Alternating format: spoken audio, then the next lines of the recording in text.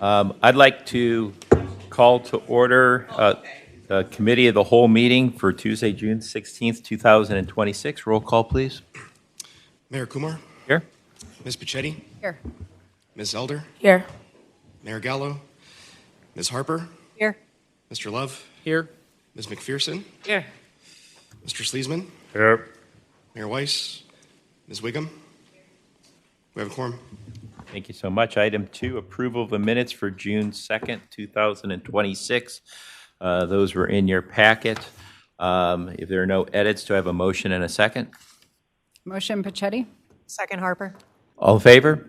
Aye. Opposed? Those minutes are approved. Next, we have an executive session requested with to review the results of the 2025 fiscal year financial statement and single audit with the auditor of the state of Ohio. Do I have a motion and a second for that? So moved Pachetti? Second Smith Wiggum. Roll call, please. Mayor Kumar, Yes. Ms. Pichetti, Yes. Ms. Elder, Yes. Ms. Harper, Yes. Mr. Love, Yes. Ms. McPherson, Mr. Sleesman, Yes. Ms. Wiggum. Yes. Motion carries. Thank you very much. I think, are we holding that session in here? Yeah, because there's so many people. Okay. We're going to hold that session in here, so I'll turn it over to management of who can remain. Yes.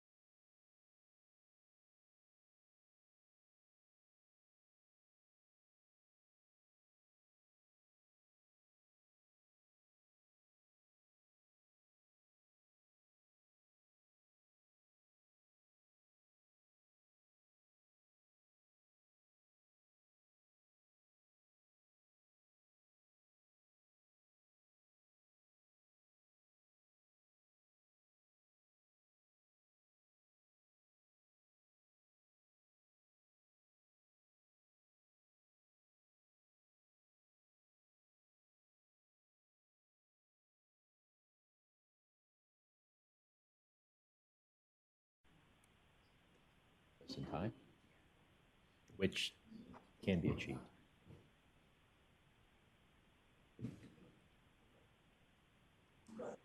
Brett, are we all set in the back? Yes. I would like to make a motion to adjourn executive session. There's a second. Second, Pachetti. Roll call, please. Mayor Kumar, Yes. Ms. Pachetti, Yes. Ms. Elder, Yes. Ms. Harper, Yes. Mr. Lowell, Mr. Love, Ms. McPherson, Yes. Mr. Sleesman, Yes. Ms. Wiggum. Motion carries. Thank you very much. There are 4 or 5 resolutions we need to adopt, and we have a long meeting. I did not, in the event we lose someone on the tail end, I wanted to make sure, because we have some folks on vacation, we were going to just move up and try and move with some purpose through the Board of Trustees meeting and get that done, and then jump back into the Committee of the Whole. That way we can catch those resolutions up front. So I'm going to make a motion to suspend the Committee of the Whole meeting and enter into the Board of Trustees meeting. I'll make that motion. Is there a second? Second, Pachetti. All in favor? Aye. Okay, great. We are now in the Board of Trustees meeting. I'd like to call that to order. Roll call, please. Mayor Kumar, Yes. Ms. Pachetti, Yes. Ms. Elder, Yes. Here. Mayor Gallo, Yeah. Ms. Harper, Here. Yes. Mr. Love, Yes. Ms. McPherson, Yes. Mr. Sleesman, Here. Mayor Weiss, Ms. Wiggum. Present. Quorum. Thank you. Item number 3, certification regarding notice of meeting. Mr. President, I advise that notice of this meeting has been posted more than 24 hours in advance and that all usual notification has been given to the media and other interested persons. All requirements of the Ohio Revised Code and rules and bylaws of this board regarding notice of meeting have been complied with. Thank you very much. Next, we have public comments. We'll try and limit that to 2 minutes on agenda and non-agenda items. Do we have anyone in person? If you can just state your name and city of residence. Yes, ma'am. We'll bring the microphone to you. Microphone. This is the microphone. Euclid, Ohio. I would like to address a couple of concerns regarding my experiences with paratransit. And a couple of weeks ago, it was like on between June 3rd through the June 2nd through the 4th.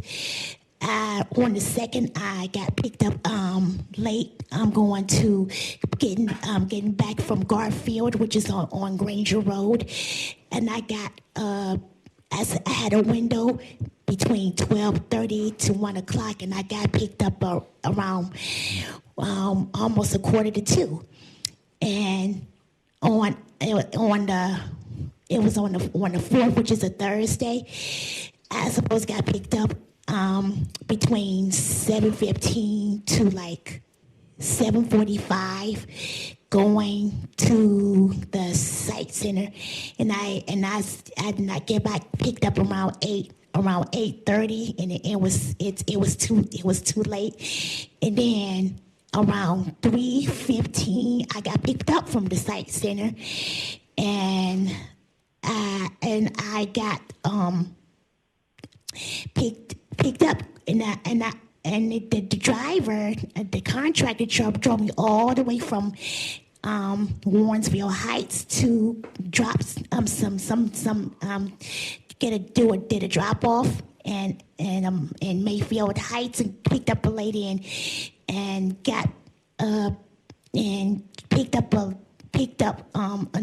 drop the customer saw at South Euclid, at Walmart at South Euclid, and I did not get home until 5:15, and I felt like it's the scheduling, it's really not accurate, and I'm really concerned. Thank you very much. I don't see Nick here. Joel will handle it for service if you want to follow up with the young lady. Thank you for your commentary. Our director of service management will make sure that we make contact with you before you leave today. Okay. Is there anyone else in person that would like to make a comment? Yes, sir.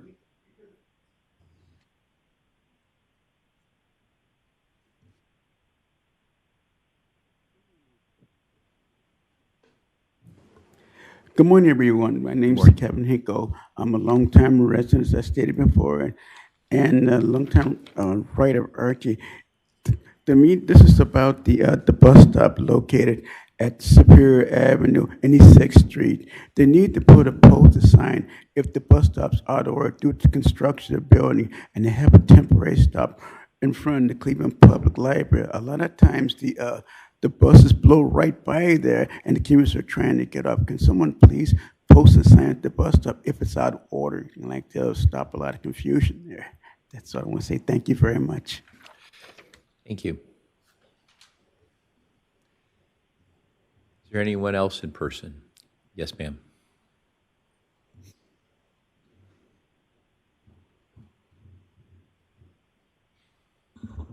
Good morning, everybody. Morning. Right now, everybody is so concerned about the quality of our service, and lots of the things have been improved. Thank you for all the effort, but there are certain things I still want to make sure that the riders will not be blamed for it. Recently, I have been sending photos whenever I got a ride. If I see there's anything inside of our service vehicle damaged or broken. Yesterday morning, I also sent in one of the documents like that. However, the response I saw, I was very surprised that our administrative department thinks that we should have our GCRTA transit police involved to investigate if these damages are vandalism. However, I would like to remind everybody, some of the things are broken. It may not be an intentional vandalism. For example, I'm short all my life. So on the bus, even I'm standing there, I can be hit by other riders' backpack. So now, from last year, this year, lots of the incidents I sent in, they are maybe, the stop request button installed on the poles. The position they are mostly installed actually could be a place that, easy for you to press the button, also easily to be hit by somebody's heavy backpack, because when they turn, they did not see it. So their backpack hits the button, which is an aftermarket situation, you installed extra, not built in the pole. So it can be hit. So if this happens very often, believe me, some of the people, their backpacks, when they get hit, I can feel the pain for really a while. So these things happen. Also, another thing is also, I have no way to reach, is the road, the strings, people can pull. I'm short. Sometimes if people are already sitting on the seat, I have no way to reach them. However, I have seen situations throughout the years many times. When people trying to stand up and pull, they are from the seat. But for some reason, the traffic condition, which will make the vehicle either all of a sudden you have a driver had to slam on brake or something. So this person is pulling the pole, but this person is also being dragged by the force of the movements of the vehicle. So in that case, the force on that pole could be even harder than originally intended. So these things can cause damage. That's why I have been trying to address the issue that when we purchase new vehicles, lots of the things right now we use in the vehicles, maybe we should consider them as a part of the standard, make them as a built-in. Instead of later we install them, they become the targets of damage. Even nobody or not everybody is trying to vandalize them. That will actually help our service department mechanics, the cleaning crew to actually also decrease their workload on these repeated small things. Because some of these broken parts, you may not see them when they are in the garage to be cleaned or to be checked. Sometimes they do show up their problems when the vehicle is moving. That was the reason why I sent in those things, because my concern is every rider's safety. Thank you.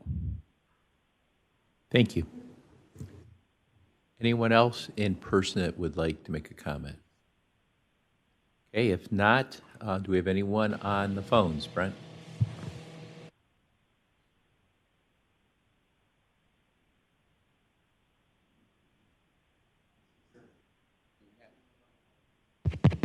Do we have callers?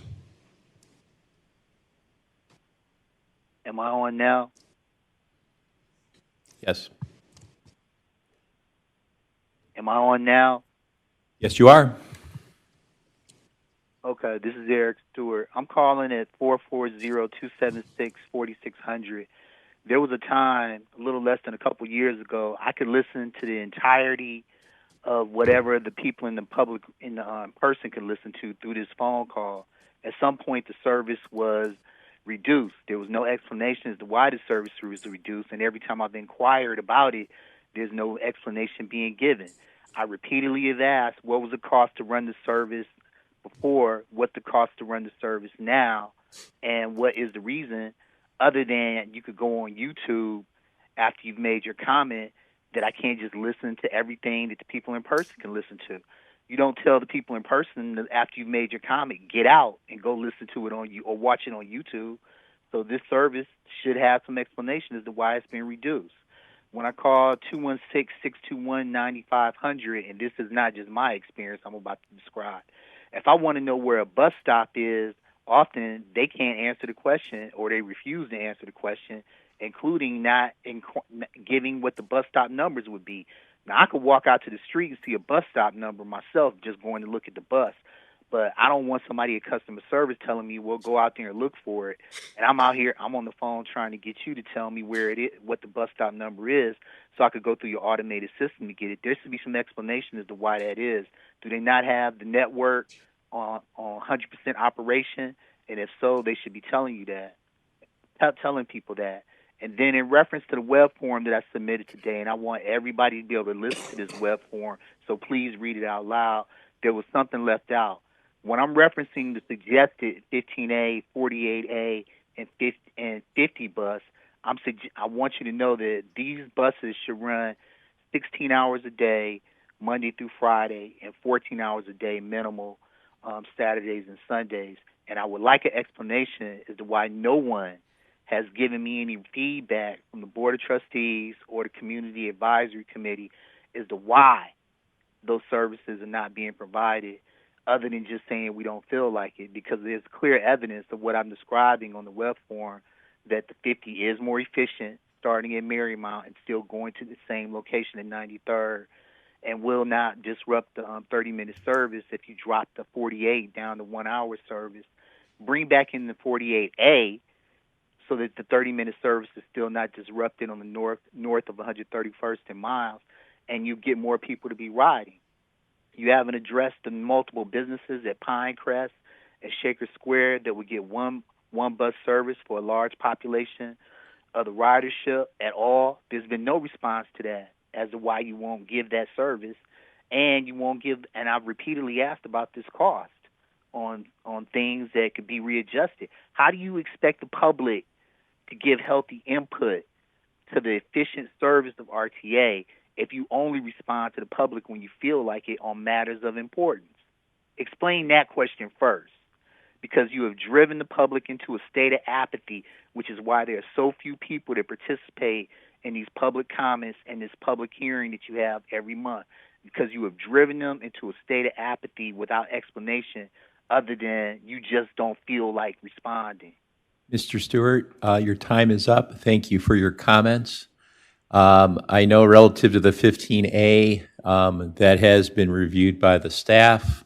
When new board members come on, I know they have met with Joel to review that and understand the reasons for the system next gen and the redesign and how those routes between Marymount and University Circle serve more people and more frequency. And I know you disagree with that, but we have listened, we have reviewed it, and I think the authority is going through a strategic plan, and I'm sure if there's an update to be made in any of the routes as we finish that strategic plan, those will be taken under consideration. So thank you for your comments. We have no other callers in the queue.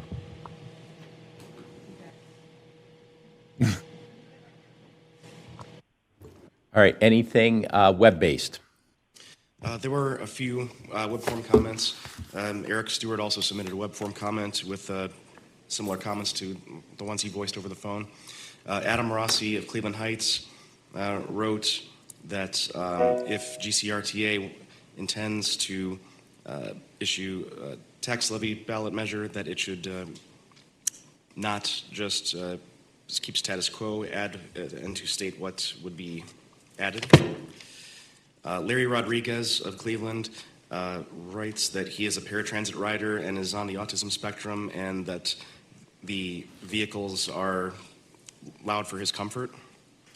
There's one more comment from Isaac Shimsky Augusto of Cleveland, who states that it would be helpful for RTA to have better signage regarding the replacement buses on the blue and green lines. All of these web form comments will be posted in full in the minutes. Thank you very much. Next, we have the committee reports. Does anyone have an update on their committees? Okay, if not, since we're trying to move with some purpose today, we're going to move to introduction of new employees and announcements of promotions. Ida Marshall, Senior Manager of Talent Acquisition, welcome back. Thank you. Good morning, Board President Kumar, General Manager, CEO, India Birdsong Terry, the entire board. It's my pleasure to announce the June new hires that are part-time operators. We'll start off with Bridget Thurman, Torrance McCoy Sr., Letitia Lindsay, Elliot Sanders, Christian Orovic, Jasmine Dye, Lexus Lester, Daniel Bailey, and last but not least, Richard DeLuga Kecke. They're all in training. Yeah, thank you. They're all in training, and we wish them well, and thank you. All right. That's it. Thank you so much. Appreciate you. All right, we're going to move through some resolutions. 2026-39. Repealing Chapter 1087, Transit-Oriented Development of the Codified Rules and Regulations of the Greater Cleveland Regional Transit Authority, and enacting new Chapter 1087, Transit-Oriented and Joint Development. Thank you. You've heard that resolution. Do I have a motion and a second? Move to approve, Sleesman. Second Harper. All in favor? Aye. Opposed? That is passed. 2026-40. Authorizing contract number 2026-34 with NRG Business Marketing LLC for furnishing the authority's full requirements of natural gas supply for a period of 3 years in an amount not to exceed $8,580,000 with 2 one-year options in an amount not to exceed $2,860,000 per option year for a total contract amount not to exceed $14,300,000 for the 5-year period. Great. You've heard that resolution as well. Motion and a second. Yeah, just a point of clarification. Thank you.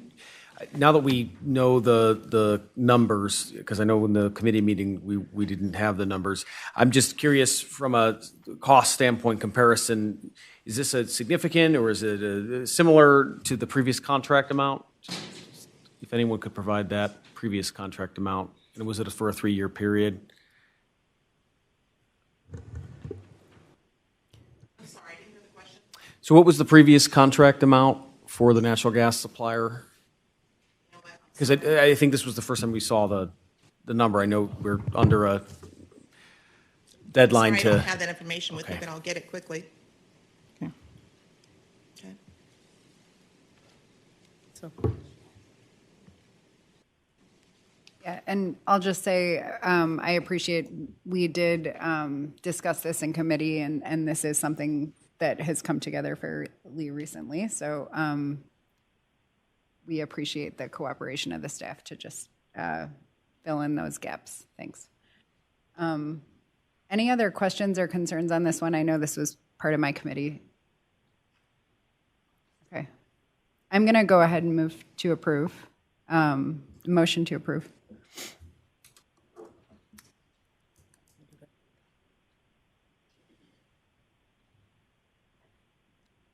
I think the question is probably just the relative rate for the, I'm going to guess you're quoted in CCFs, and I'm going to guess it has increased slightly from the last contract.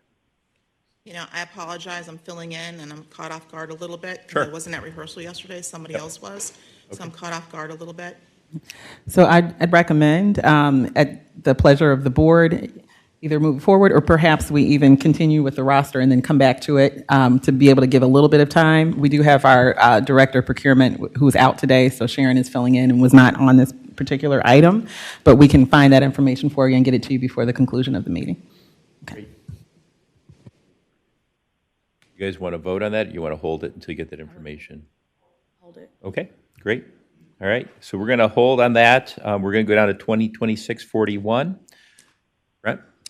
Authorizing contract number 2025-36 with eSkills Corporation to provide a learning management and employee performance management system in an amount not to exceed $472,717.94 for a period of 3 years with 2 one-year options in amounts not to exceed $120,742.92 and $126,176.33 respectively, for a total contract amount not to exceed $719,637.19 for a 5-year period. Great, you've heard that. Do I have a motion and a second? First, Smith-Wiggham. Second, Elder. All in favor? Aye. Opposed? That passes. 2026-42.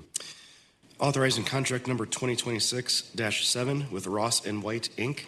for Hayden and Triscuit Garage Bus Wash System replacement in an amount not to exceed $2,825,000. Thank you. You've heard that, and there was a presentation on that in committee. Do I have a motion and a second? Move to approve, Sleesman. Second, Harper. All in favor? Aye. Opposed? That passes as well, and we're going to just keep moving right now for a quick update from Raj Gotham, Deputy GM over Finance. Raj.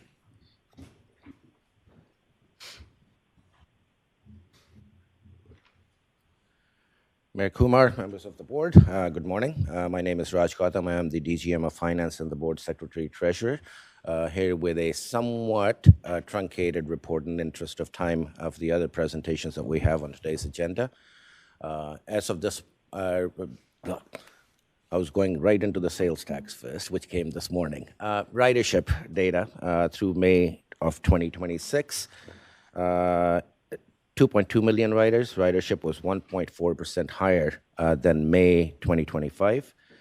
On a year-to-date basis, or rather a comparison to pre-COVID numbers that you see on the right-hand side, we are 3.5 million rides lower, or roughly 26%. Passenger fares.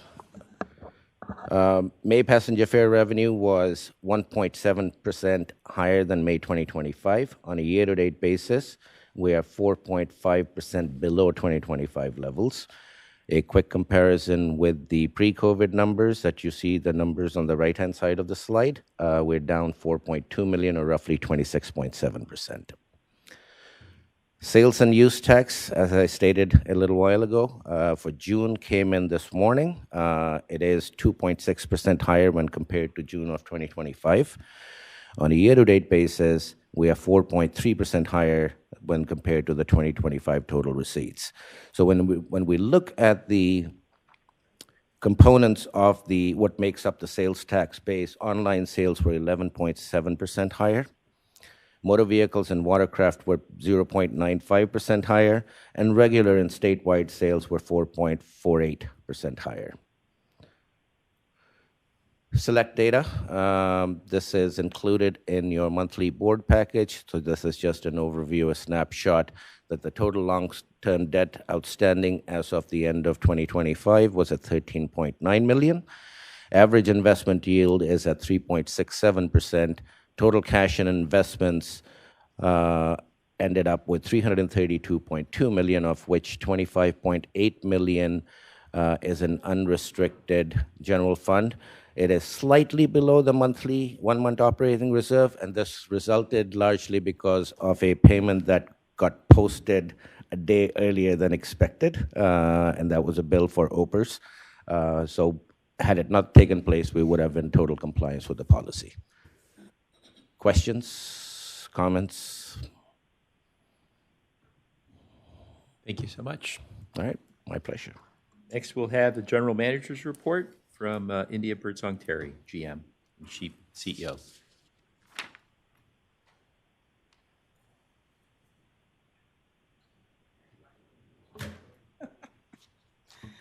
All right, good morning, everyone. And just as information, they are trying to track down that number. As luck would have it, our energy manager is also on vacation today. So we will try our best to be able to get that to you, but I'm going to go ahead with the presentation to buy a little time. All right, so we wanted to be able to give a word of congratulations. I believe he's behind the pole. Yes. Joseph Schaefer, who is our Director of Engineering, was recently honored by Crane's Cleveland Business. So we wanted to be able to say congratulations to him.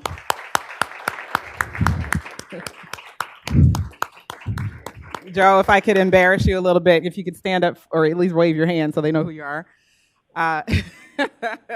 And of course, you're welcome if you had any comments. I know, did you want to take the mic for a minute or so? It's my job to embarrass our employees that are exceptional.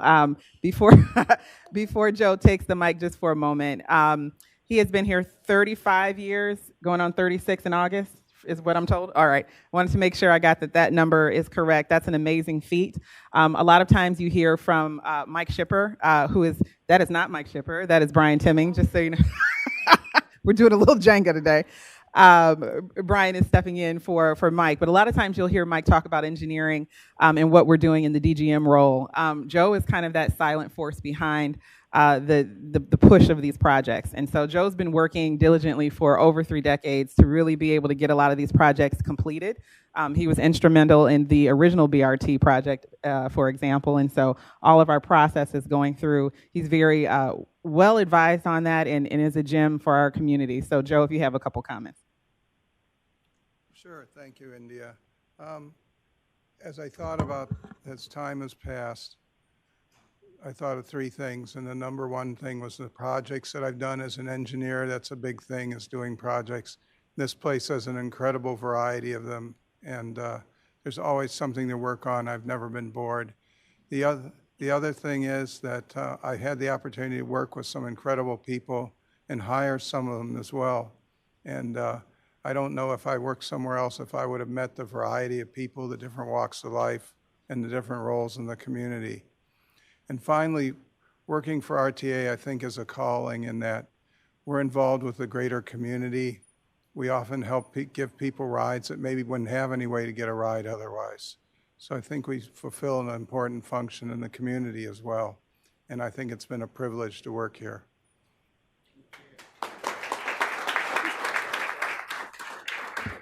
Thank you. So Joe, we appreciate you. And also, he's one of 43 honorees in the June 2026 issue. So if you have a chance, please check it out.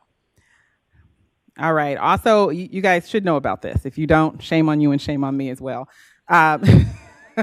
We just rolled out, this is a 30-day look back. So we just rolled out the fare capping initiative, the account-based ticketing. Just wanted to be able to recap that. You can read at your leisure, but we have a pretty good adoption rate in the beginning for the first day. And really this is just a celebratory kind of involvement, getting out into the community at 3 key stations. We really got a lot of good receptive feedback from folks. They really like the fare equity that's involved in that program, and we'll continue to update you on progress. All right, First Energy. We always like to let you know where we are and what kind of partnerships that we're creating and strengthening. So First Energy Ohio, it was a meet and greet we had out in Akron. Myself, along with several members of our operational and governmental affairs folks and Power and Way folks, met with the leadership team at First Energy. This is really important because when the system goes down, we were just talking about redundancy a couple minutes ago, this is really important to make sure that our transportation system is fortified by First Energy. We are one of or the largest partner they have in the area. Our rail system has effectively 20 substations, which are powered by First Energy. So we're important to them. All customers are important to them. We're at the top of that list, and we've got to make sure that we have a quick line, a beeline, to be able to talk to their account managers, their operations folks, and the like, to make sure that when something happens natural disaster-wise, we've got a way to turn it back on. And so we really are being able to fortify that conversation. They have a newish president in Torrance Hinton. He's been there just under 2 years. So it's a great opportunity to be able to talk through how we can kind of audit and review our substations to make sure that they're at top-notch efficiency and productivity. All right, also just wanted to give you a quick update. Pride Parade, and then of course we have a world soccer match, Brazil versus Egypt. This resulted in over 20,000 passenger trips on the rail system. We wanted to tout that because this is easily becoming one of our larger customer service days, if you think about it that way. Usually there's either a duality or a trifecta of an event going on around the Pride Parade. So we're continually being able to handle this without issue. We always have the small bus delays on the bus side. We know that we get caught in traffic like everybody else. That's a key for BRT. Hint, hint. We want to make sure that we can get through the traffic, but we do get slowed in that amount. But if you look at the numbers there, you can see how many fans attended both events, and we're talking about thousands upon thousands of people, so we were able to move them through without issue. Also, Port of Cleveland, another touch point. I was able to present in front of their Board of Trustees, so this is a great step in the right direction as far as not just presentation, but this has been a long time coming. Been talking with the Port for probably the better part of the year, and was asked to present, which is great, to reintroduce who we are, and also looking at ways to be able to work toward TOD together. We all know that the Port is kind of a silent partner in some of the financial backing and bonding in some of the TOD arena, and so we'd like to be able to figure out how we can collaborate to that effect, and we have a lot of interest. Also, the rail cars are a great opportunity to be able to think of how to bring things through the Port with their collaboration. So that's been in the works as well, and we're working with them to figure out how we can utilize our new rail cars coming in to that effect, so we'll keep you updated on that as well. Strategic plan. We were at the Cuyahoga County Planning Commission meeting last week, and we're able to talk through our strategic plan. You guys were a part of that. We appreciate it. Being able to talk about visions and goals for RTA. So this is, again, part of getting out into the community. This was a testament to the long time work that we've been doing with the planning authority on that side. And Mary Serby and her team have been fantastic. Just want to give them a quick shout out. Mary Beth Feek on our team, and also Natoya Walker-Minor, plethora of other folks in the planning division have really been working on how to be able to work collectively. So we were able to give that presentation, was very well received as well. I believe we have Annie Pease in the audience. There we go, behind the pole. Everybody's behind the pole, and was there as well. So we appreciate the partnership on that. Barron's, this is happening today. This is a dedication to their new service that is coming out in the Brook Park area. So a few of us will be going out that way. If you have time, please stop out there and be able to celebrate the new service that's being added. This is adjacent to our Brook Park station. If you think about it, it's within a few walkable, a new terminal that retains Barron's and Greyhound service into Greater Cleveland. So we appreciate them, and this is just a quick snapshot of what it looks like for service. Oh. That is my last slide. Any questions? I'd be happy to take it. Otherwise, we can keep rolling. No questions. I just have a quick comment. I did have a chance to go to the Brazil versus Egypt game with my parents. And of course, they took the rapid. They took the red line from Triscuit downtown, and they were very pleased. They told me staff were really great. They said the service is very smooth. And they, we hung out afterwards, and they were able to jump back on the train a little later on. And so I just want to share and give you all kudos. We will take it. We appreciate that. All right. Quickly, I'll echo that because I was at the game too. Also experienced really generous, kind staff, and generally quick service, but there were a lot of people, so that was hard. I also wanted to give kudos for the storm, just that happened in the last 48 hours or a day and a half ago. We still don't have power at my house, but my kids were just watching out the window, and they saw a tree fall on the tracks. And they're like, Mom, you got to call your friends at RTA. I would have, said something, but as soon as I checked my phone, you guys had already replaced the rail with the bus service. And so I just wanted to give kudos to you and your team for not only addressing the issue, but also quickly communicating with the public, which we know is very important. So thank you. Thank you. And we appreciate the comments. I will say I'm getting the nod that we do have the answer for you for that procurement item so that we can wrap up the resolution. So, John, if you want to go ahead and provide the update. Sorry for the delay, Director or Board Member Love. A couple things. First of all, Direct Energy. This contract is with NRG. Direct Energy did change the name to NRG, so if you're looking at who was our last vendor, it was the same. This is approximately $300,000 better than estimate. However, there were two things. It is below the rate that we got from NRG is the basis rate is lower than the other vendors interviewed.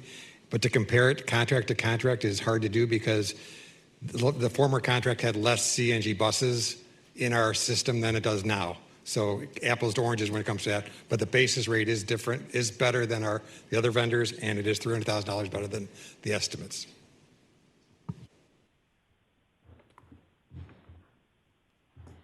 Great. Well, we're back to 2026-40. We had a motion for that to be approved. Do we have a second? Second, Sleesman. All in favor? Aye. Opposed? 40 passes as well. I have no report. I don't believe there's any new or old business. We'll just get back to the Committee of the Whole as soon as possible. The next regular board meeting is scheduled for July 21st, 2026, here at 9 a.m. in this same boardroom. I'm going to make a motion to adjourn the Board of Trustees meeting. Do I have a second? Second, Pachetti. All in favor? Aye. Opposed? Meeting is adjourned. I'm going to come back to the Committee of Whole and have a motion to go back into the Committee of the Whole. Is there a second? Second, Smith Wiggum. All in favor? Aye. Okay, we're back in the Committee of the Whole. And next, I believe we have a safety and security update from Chief Jones and maybe Dr. Caver.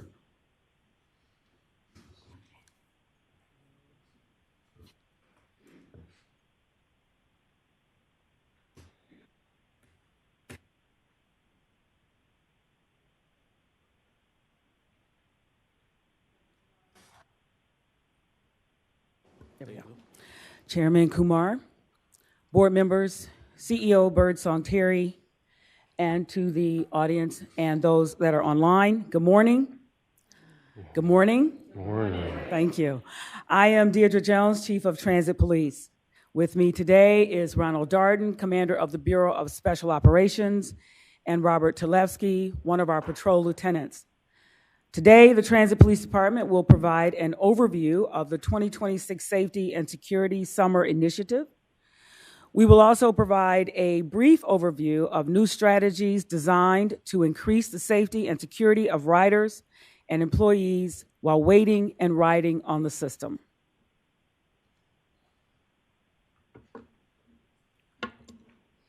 Good morning. Good morning, Mayor Kumar, Morning. members of the board, CEO India Birdsong Terry, and members of the public. Like the chief mentioned, my name is Ron Darden. I am the commander over the Bureau of Special Operations. And before we get started with the chief's summer initiative, I just wanted to tell you who Transit Police is and what we do, some of the capabilities we offer. You've already met the chief. She's at the top, followed by the deputy chief, and then 3 commanders report to the deputy chief. Commander of Field Operations, that's where the bulk of our officers reside, as well as our dispatch unit and ancillary units such as our honor guard. Administrative operations, that's where our crisis intervention specialists and our transit ambassadors reside, as well as our training department. And then last but not least, the best unit of them all, my unit. I'm a little biased, but I have the microphone right now. So, but my unit, it's always a refreshing. We have an event here today. Later on, it's a transit police information session, and I'm always refreshed when we get to talk about our capabilities, and then the questions start flowing. When I get to tell them that I'm in charge of the Detective Bureau, our Homeland Security unit, which houses our K-9 unit, and our system security specialists. If you don't want to go the law enforcement side, they take care of the vast amount of cameras that we have here at the authority, as well as access control. So getting to talk about us and people realizing what we do. We also have an emergency services team, which is the equivalent of a SWAT team in other municipalities. So as a whole, we work to make sure the public, the employees, and everyone has a safe transit experience. That's a perfect segue into our next stat, which is our Part 1 crimes. That's not an RTA term, that's federal term. It's for any serious crimes of felony offenses. This is a 3-year look back from May, mid-year. We did have one sexual assault, which was that suspect was quickly apprehended. We were seeing a rise in theft offenses. Theft offenses are usually lesser offenses, unattended cell phones, bikes left unsecured. We still take every crime seriously, but we have seen a slight uptick in those. Fortunately, though, we have seen a significant decrease in our felonious assaults, our auto thefts, and arson. Moving on to quality of life crimes, these are our lesser offenses, our misdemeanor crimes. We've seen a huge uptick in misconduct on public transportation citations, and as well as trespassing. I attribute that to our high visibility campaign, where we're out there, we're jumping on and off buses, we're checking trains, we're at the stations, and when we see things occurring, we react to them and respond to that situation. Next, I'll turn it over to Lieutenant Tedlevsky for patrol initiatives. Thanks, Commander. Good morning, Mayor Kumar, other members of the board, Ms. Birdsong Terry, and members of the public. My name is Bob Tedlevsky. I'm one of the lieutenants in charge of our patrol operations. As Commander Darden mentioned, is the best unit in our department here. So I just want to give some brief overview of some of the highlights of our initiative this summer here. Our patrol division has been focused on ensuring that our personnel are deployed in a way that maximizes our visibility, improves safety, and allows us to respond to changing conditions throughout our transit system. One area of focus has been increasing our visibility in key locations, such as Public Square and on Ontario Street, just to the south. These locations are important not only because of activity there, but because they serve as major gathering points for our riders, visitors, employees, students, and members of the public. A major part of that effort has been working closely with our partners, including the Cleveland Division of Police, Cleveland Metropolitan School District, and Downtown Cleveland Incorporated, as well as other community stakeholders. By sharing information together, coordinating resources, and maintaining a common focus on public safety, we're able to address these concerns that affect not only the transit system, but also the surrounding community. As a result of these efforts, activity levels during periods that have historically generated a higher volume of calls and higher amounts of criminal activity and complaints have been noticeably lower than what we would typically expect around this time. While we continue to evaluate these trends and study the data and make adjustments, the early results have been encouraging. We also adjusted some of our weekend rail enforcement efforts by moving our activities from Windermere on the east end of our rail to Tower City in the center. This allows us to concentrate some of our personnel at a central location, improve coordination, and use our staffing a bit more efficiently. In addition, our patrol division has been implementing a geographic saturation strategy in selected areas of our system. The goal here is to project a highly visible police presence in certain locations while making the best use of limited staffing levels. This allows us to continue to remain flexible and responsive as conditions change throughout the day. What I'm most proud of throughout these past few months is the professionalism, the flexibility, and the commitment of our patrol officers and our sergeants. Every day they're out there responding to calls for service, assisting riders, assisting employees, addressing quality of life concerns, and maintaining a visible presence across our system. Our goal here isn't simply to be busy, our goal is to be effective. Our mission for that remains simple: provide a safe system, maintain a visible presence, and support the riders and employees who depend on RTA services every day. Thank you, and I'd like to bring back Chief Jones.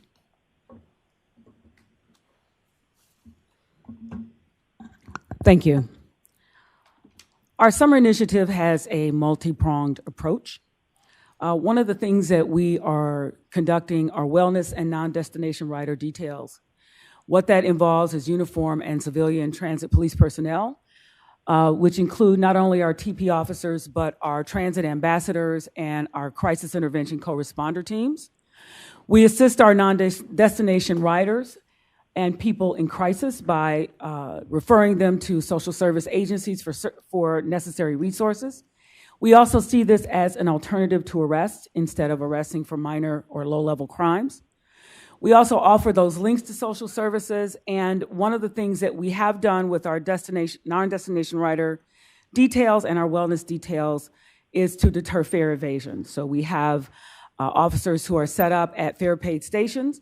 We direct people who do not have fare to the TVMs or the pay stations. And we see this as an effective community engagement tool because although we cannot be everywhere on the system, the goal is to engage our riders, the goal is to engage our employees so that they have a safe and responsible ride. I think we skipped a slide. I may have, yes.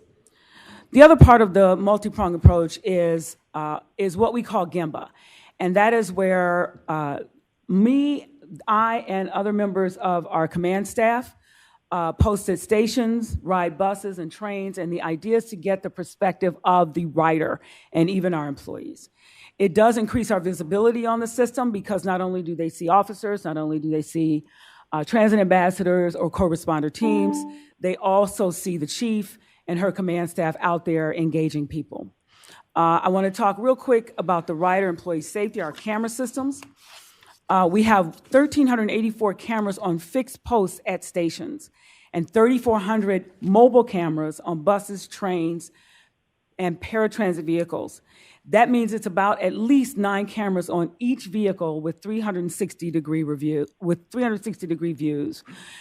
With the fixed camera systems, it allows us to also track any kind of activity that is not only at the station, but is around our stations. We have arrested suspects. We have identified suspects based just on some of these camera systems that are just posted and fixed. We also have enhanced our camera technology by installing cameras that view bus and train activity in real time, so as it happens. What happens is our officers are able to also get into those systems when they're responding to a call, just like our dispatchers, and they can keep us updated on what is happening on those vehicles. So with the Code of Conduct, RTA and Transit Police have worked together to update the GCRTA Code of Conduct that was last updated about 11 years ago. It is still in progress. It is anticipated to roll out June 22nd. The signage will be installed throughout our system, not just on our buses and our trains, but also on our stations. We're also working with marketing to get some other notices out there, like maybe in the way of hot cards, so that when people purchase passes at Tower City, they're also given a copy of the Code of Conduct and also possibly the exclusion policy, which I'll go into next. The Code of Conduct will list expected standards of behavior on our system.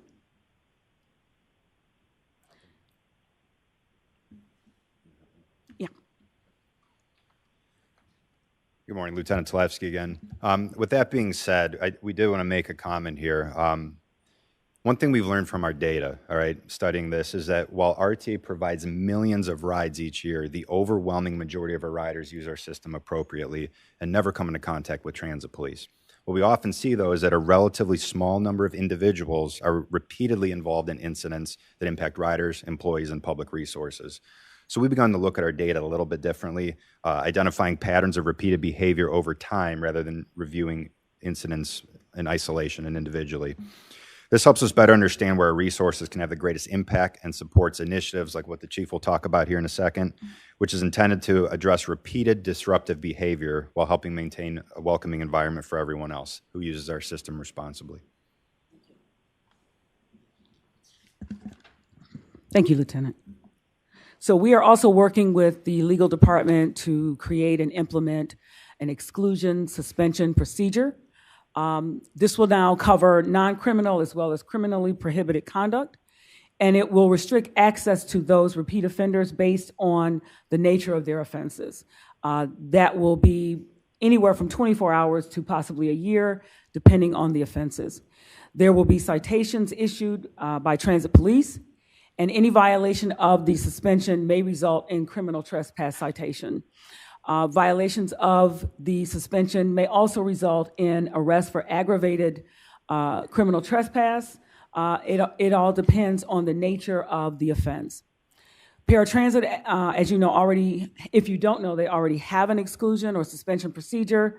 It will continue as is. There will also be a notice and appeal process for those who do receive exclusion or suspension citations.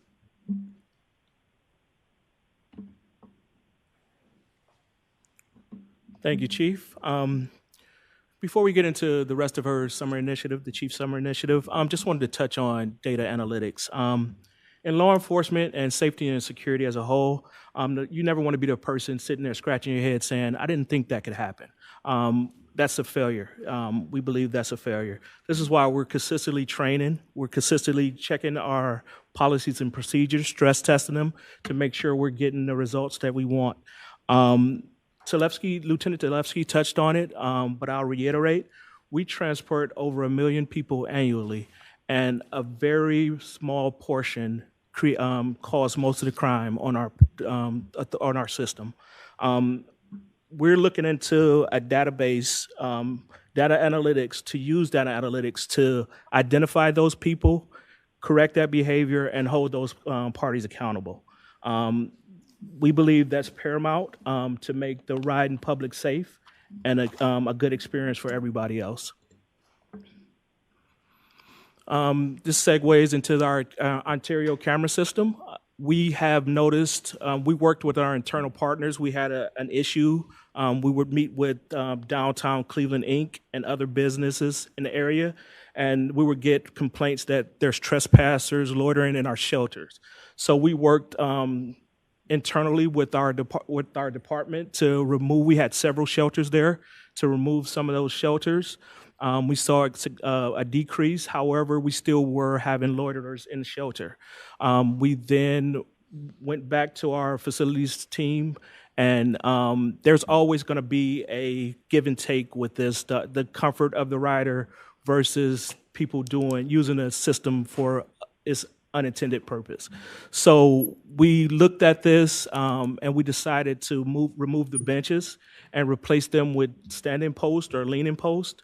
That way people, the riding public can still get out of the elements and lean up against a leaning post in the shelter. It did deter a lot of the trespassing where people were laying down and sleeping in our shelters. And it also deterred people from going to that convenience store, which is across the street, grabbing that cold beverage, going over to our shelters, sitting and loitering, and using it for its unintended purpose. Since we've installed those lean-tos, as well as the Ontario cameras, which I'll touch on, we've seen a significant decrease in loitering and trespassing incidents. But we didn't want to stop there. We saw that we still wanted to be able to look in live and see what was happening real time on Ontario to make sure it doesn't get out of control again. So we spoke with the city of Cleveland, who had cameras on the pole there. I worked with them to get an RTA camera where we can sit and review that area. Our dispatchers conduct spot checks of the area and dispatch cars when we see criminal activity afoot. Next, we'll go into, and I believe this is the last slide, safety tips for riders. We have a program called 575 EYES, 575 EYES, or 3937. This is a text app or a text number that goes directly to our transit police.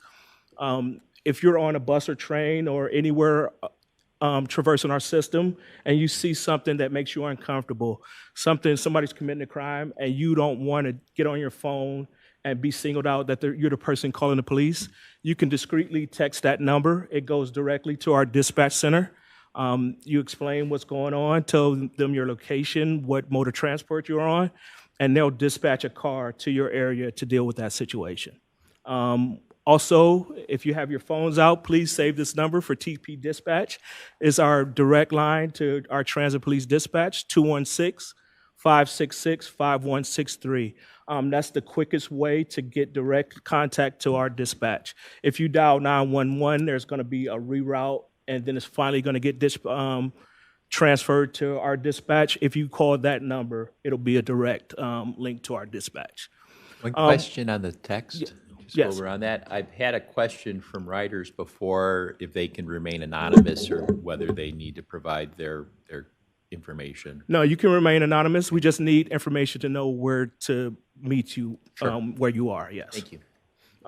Things you need to provide, just to touch on your point, Mayor, know your train number, your bus number. Be aware, also for safety tips, be aware of your surroundings. Avoid sleeping on GCRTA vehicles. Maintain control over your personal belongings while waiting and riding.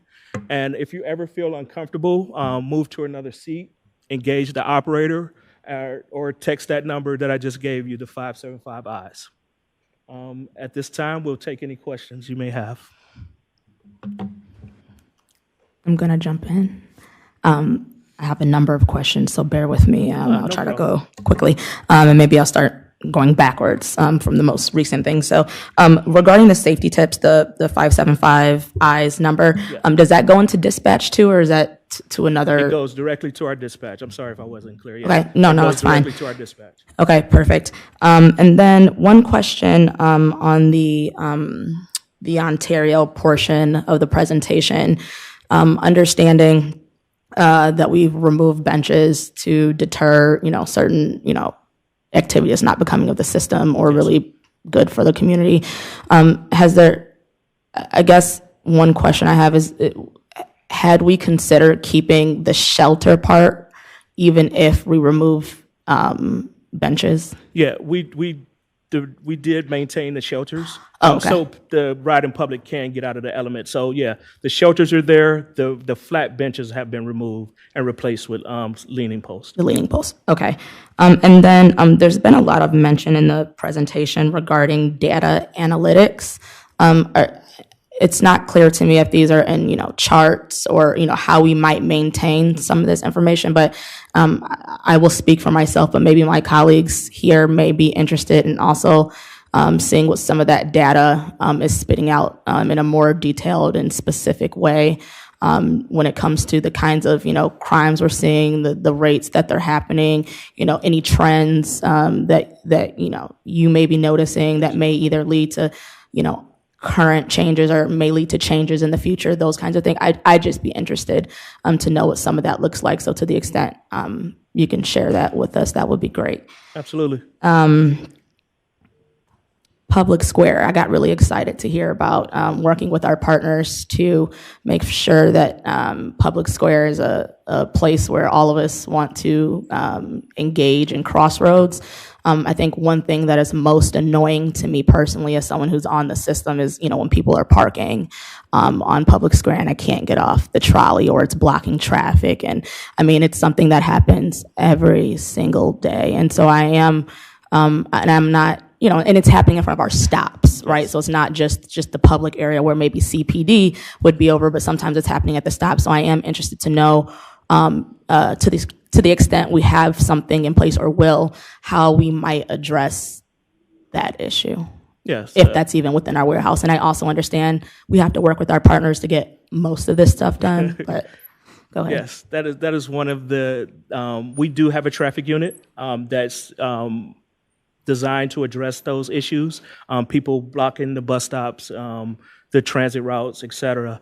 Right now, we're negotiating that's the term to use, negotiating with the city of Cleveland on what that looks like going forward. I believe legal is working with legal at Cleveland, and we should have something. When we have something, I'll report out to the group. Perfect. And that was more of a softball. I just want to hear that out loud. And then you had mentioned earlier in the presentation working with our non-destination riders, which has been something of a, it's been an ongoing concern. This isn't anything new.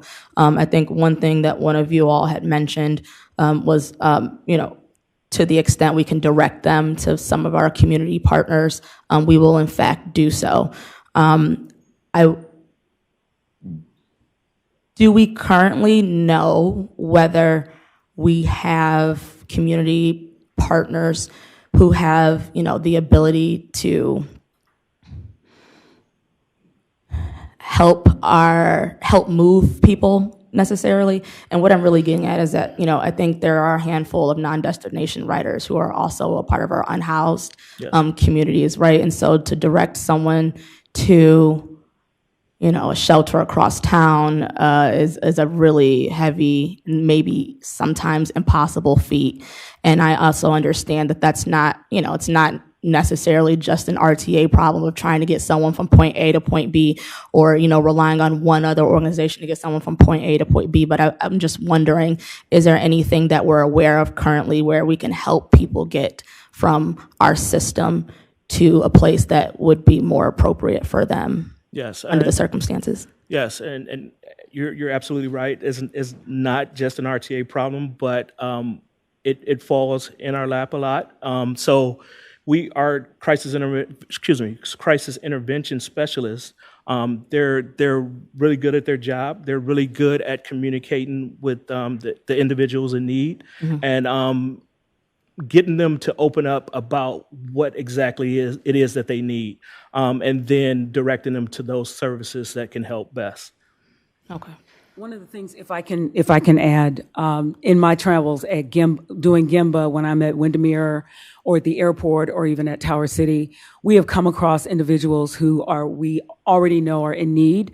A lot of them are our repeat people, so our crisis intervention teams get to know these people on a first name basis and engage them. I will say with our unhoused population, you have to build those trust relationships first. So you can engage a person 19 times, and it won't be until the 20th time that they actually accept the service, but the services are always offered.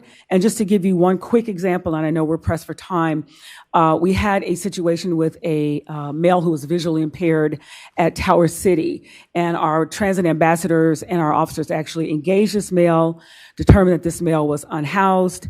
They called our crisis intervention co-responder team, who reached out to the Cleveland Site Center. And the Cleveland Site Center came down, assisted this male, and gave him all the wraparound services that he needed. So we are always on the ball. We have a small group, but I can tell you that when we see something, whether it's me doing GIMBA or our officers or our transit ambassadors, our co-responder teams are always ready to just respond at a moment's notice. Thank you, and I'm so glad to hear that. And that's what I had in mind, right? Making sure that we have partners who are willing to step in and help fill in the gap, because a lot of the issues that we see are not a transit issue; it's a community issue. So I'm really glad to hear that. So thank you. And my last question is with respect to the procedure related to upcoming efforts to ban from the system when people are engaging in misconduct.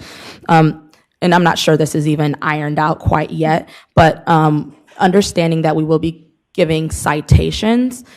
Does the citation, is that like warning citation? Is it, criminal behavior citation? What kind of citations are we talking about? Sure. The first citation that would be given to an offender would be one to say you are excluded from riding the system based on the offense. It could be something low level. They may say depending on what it is, and we're still working that out with our legal department, it may be a 24-hour exclusion. If there is a crime committed, then not only would there be an exclusion, but based on the crime, it could actually lead to an arrest. Again, if that person then, if the person is excluded from the system, let's say for 30 days, they return to the system before that 30-day exclusion period is over, then they can be cited for criminal trespass. If the person returns to the system before that 30 days and commits a crime, or an egregious offense on the system, then they can actually be arrested for aggravated trespass. Understood. And the appeal process for that, is that something that would be handled by the department or?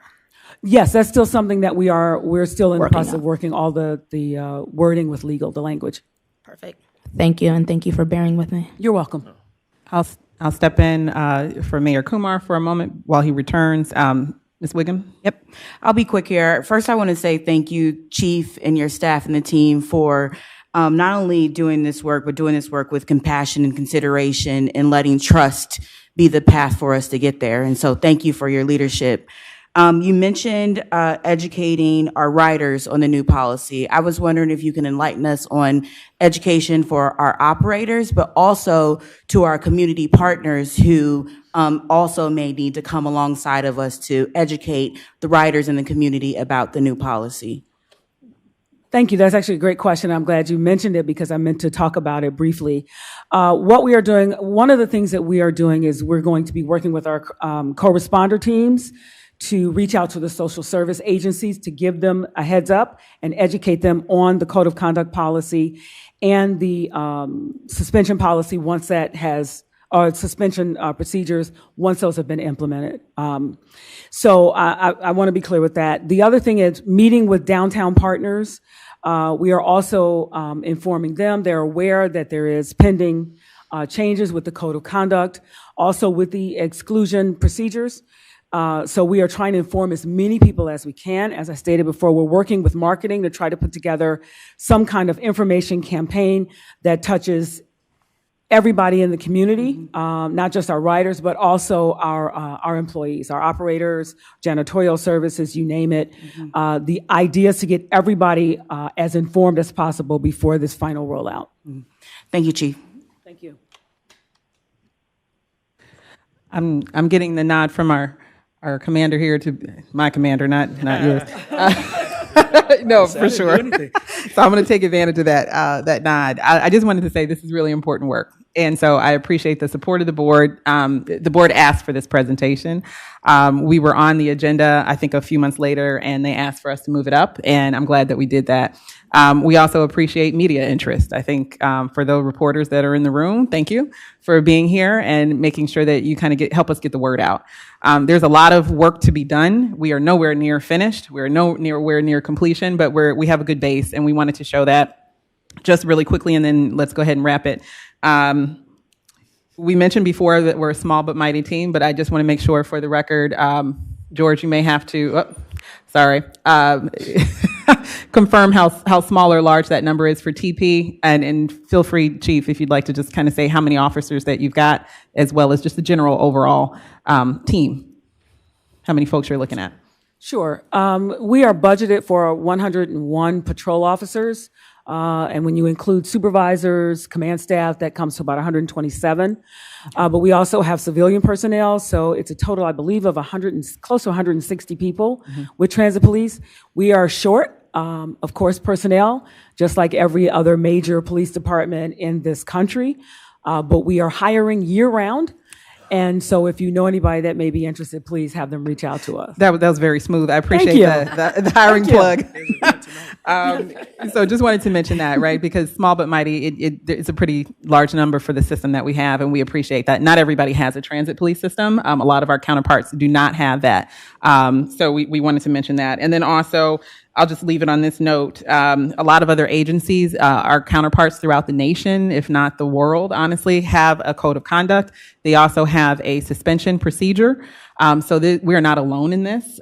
We will continue to move forward with this work. We wanted to provide update. There is no item on the table for voting. So this is purely information for you. If we've gone through this process, it's been a long time coming. So wanted to be able to kind of button it up here and then just kind of sit back and watch us work. Thank you. Thank you. Thank you. Great. Thank you so much for that presentation. Next, we have Strategic Financial and Capital Planning Overview and Research. And I'm going to turn that over to our CEO.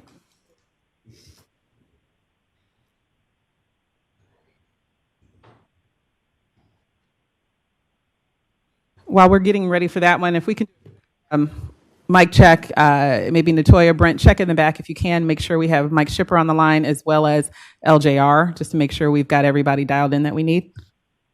If not, we can pinch hit. Jennifer Johnson from LJR is here.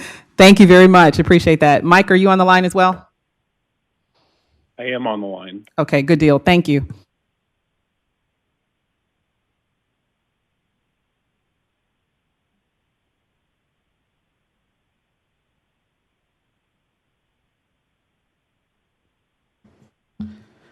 All right, still morning. Good morning, everyone. India Birdsong Terry, General Manager, CEO for RTA. I will be your quasi-moderator for this presentation. I do have a few slides, but I'm going to hand it over to the team to be able to go into more detail. We have dubbed this presentation, it's a joint presentation. You'll hear from staff first to provide an overall history, education, high level, to bring us to where we are now. And then we will have partners. You'll hear a couple folks chime in on the line. Just for awareness, we have Michael Shipper, who's our Deputy General Manager for Engineering, to review a couple slides here. He is looking at rail cars in Sacramento. So, you know, that's always a great thing, making sure that we're staying on time for that. And then we also have Ms. Jennifer Johnson. She's on the line as well, and she is a contractor. You'll hear from her after Burgess as well to go through some of the survey information. So a lot of this work that we will be doing, I'll go through the agenda really quickly. We're going to start with the 5 pillar studies. We're not going to go too far into it, but there's a reason why I'm going to hand it over to Flance Caver. As you know, Flance is the Deputy General Manager for Operations. However, before my time here in September of 2019, he served as the interim CEO for about a year and a few months and really was instrumental in being able to push through those pillar studies. And then I kind of took the baton and finished that process out, but it served as a pulse point with the community to understand where we were as far as things that we should do, how to inform our strategic plan. And one of those, and he'll go into it, but one of our pillars was actually the economics of the agency. That was really spearheaded in partnership with GCP, the Greater Cleveland Partnership. And part of that recommendation was actually going to the ballot. And so we are at that inflection point. So hold on to your seats, hold on to your hats. We're at that inflection point. We've really checked the boxes on every other recommendation. And now we're at the difficult part of talking about the finances and the longevity of our agency and where we find ourselves to be able to ask for community support. We'll also go through the strategic plan. Mike, I will chime in on that one, and then Mike will talk through some of the infrastructure investment, also known as the IIJA. Of course, COVID happened throughout all of this. And then Raj will really harp in on the financial and capital outcomes. That's where we are now in the budget and financial outlook, where we find ourselves. And then also revenue options. And that's where we get into a little bit more information there. Burgess and Burgess is going to help us. We have Chris Caventer and we have Vanessa Te Iosu. All right, look at that. To be able to help us through some of the perception analysis that's going on within the stakeholder realm, within the greater Cleveland area on what the temperature is for folks as far as RTA and if they find that we're a viable entity to be able to kind of pick their pocketbook a little bit. So I'm going to go ahead and hand it over to Flance to get us rolling on the 5 pillar studies. Thank you, Ms. Terry. Mayor Kumar, members of the board, members of the public, I'm Flance Caver, the Deputy General Manager of Operations here at the Greater Cleveland RTA. And as Ms. Terry stated, in 2018, I had the opportunity of leading the organization through a set of studies that we deemed the pillar studies. At that time, the board and our community asked us to take on an endeavor to look at several studies that would inform the future of our organization. And these were critical items at that time, and these are the items that inform the 2020 to 2030 strategic plan. The first of those studies was the CSU, Cleveland State University Economic Impact Study. And that study had a major conclusion that RTA had a significant regional economic impact. That study was completed, and we are now underway with the refresh. The second of those was a large question, which was the rail car replacement study. The question was, what should we do with the rail cars and how should we move forward? With that study, that pillar study, the major conclusion and recommendation was that the authority needed to purchase new rail cars, and we are currently in the implementation of that. Our first rail cars are expected here this fall, 2026. The third study was the system redesign study. In that study, we were asked, where do people want to go and what type of routes should we get there? We engaged a preeminent leader in planning, and the major conclusion of that study was that we needed to implement the redesigned network, and I'll talk about that a little later. That study was completed. We also had a question at the time which was, are our fares equitable? That was the fare equity study. Among other items, the major conclusion and recommendation for that was to implement fare capping. And you all recognize that on June 1st, we implemented fare capping. The last of those studies was conducted by the GCP, and it was a financial analysis and economic forecast. And what that study, major recommendation and conclusion found was that RTA would need new revenue sources in order to take care of our operations and maintenance and capital needs. And so we should consider a sales tax or property tax levy. And we're here for board review over the next month or so. To provide just a little bit of depth, and I'm going to move through these quickly, the economic impact study was completed. And it is currently under refresh. The rail car replacement study, the first cars will arrive in September of 2026. We were able to get a common rail car that will serve all of our rail services. And this common car, if we receive additional funds, will enable major service improvements to our system. The system redesign study was implemented in June 21, and it aligns with community priorities expressed through extensive outreach during that redesign period. And largely, we have 7-day service and all-day convenience. We improved access to jobs, education, and healthcare, and increased service frequency on many major thoroughfares. The fare equity study, the major item was the fare capping. Technology has gotten to the place where we were able to implement that, but it had other items that we were implemented immediately. One of them was to reduce the all-day pass to $5, the equivalent of 2 one-way fares, and to sell tickets in smaller increments than we had before to make it more accessible for individuals who did not have a major cash outlay availability at the time. The last of those was the GCP study, our Chamber of Commerce, and that analysis said that it recommended that we consider a sales of property tax so that we can have the funds necessary for the capital and operating and maintenance, and we're here in consideration for this in June and July of this year. Thank you.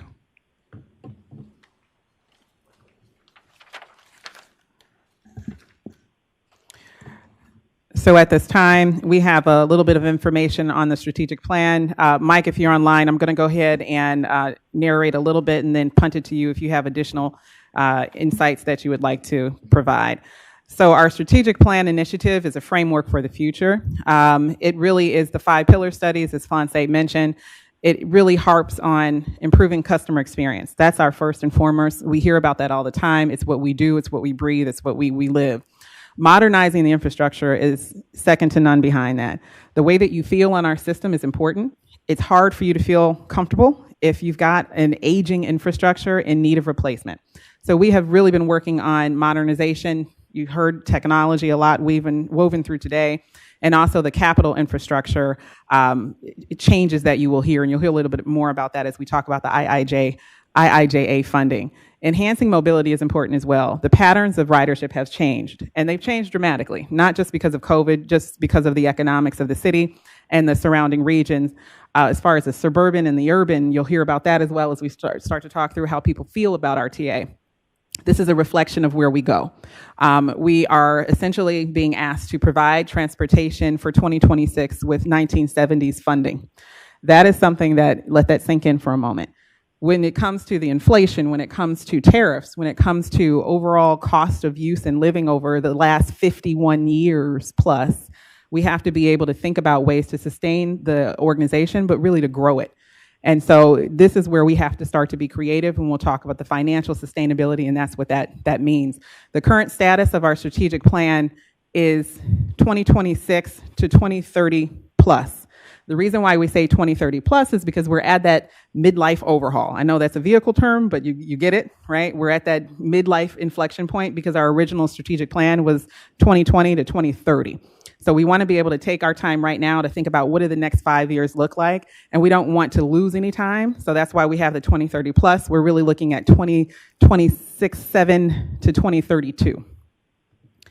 This is the refresh. I'm going to go ahead. Mike, if you are online and you want to talk about the process of where we are as far as reaching out to the board and external advisory, go right ahead.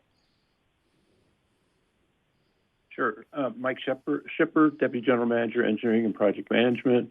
The board involvement, we had involvement at the retreat briefing earlier this month. There will be some further involvement as the plan develops later in the year. Internally, we have an executive committee of key staff within RTA that we've been briefed and giving input to the plan.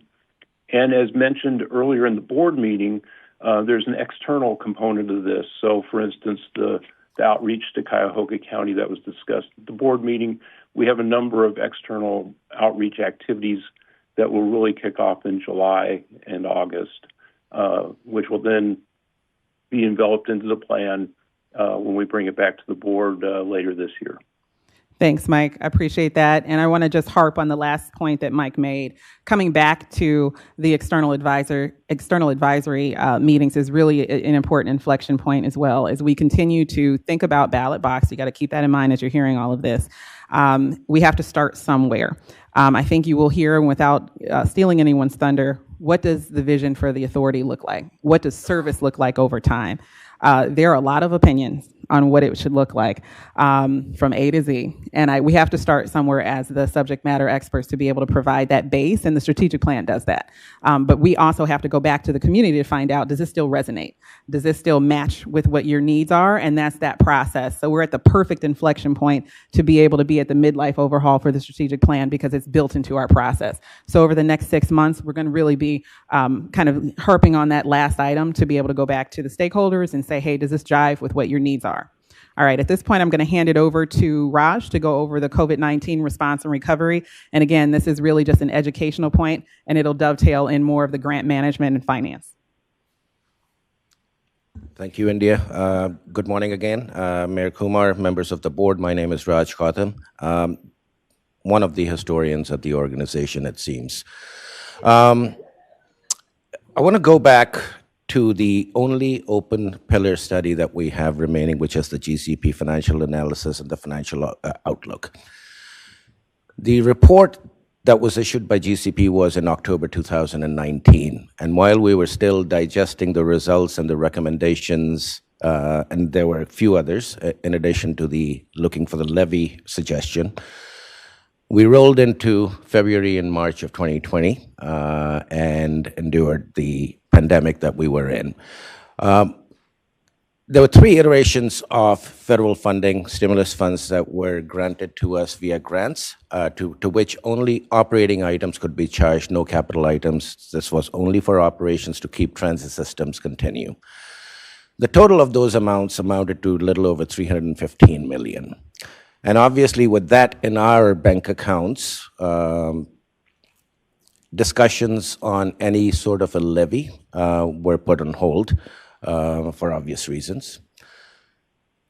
When we had that kind of money, and this resulted essentially from the sales tax revenue and the passenger fares that we were able to save, since the grant monies were used to pay for the operations, we felt the pressure that we wanted to make sure that we utilized these funds effectively to not just stabilize the budget, but make a long-term impact.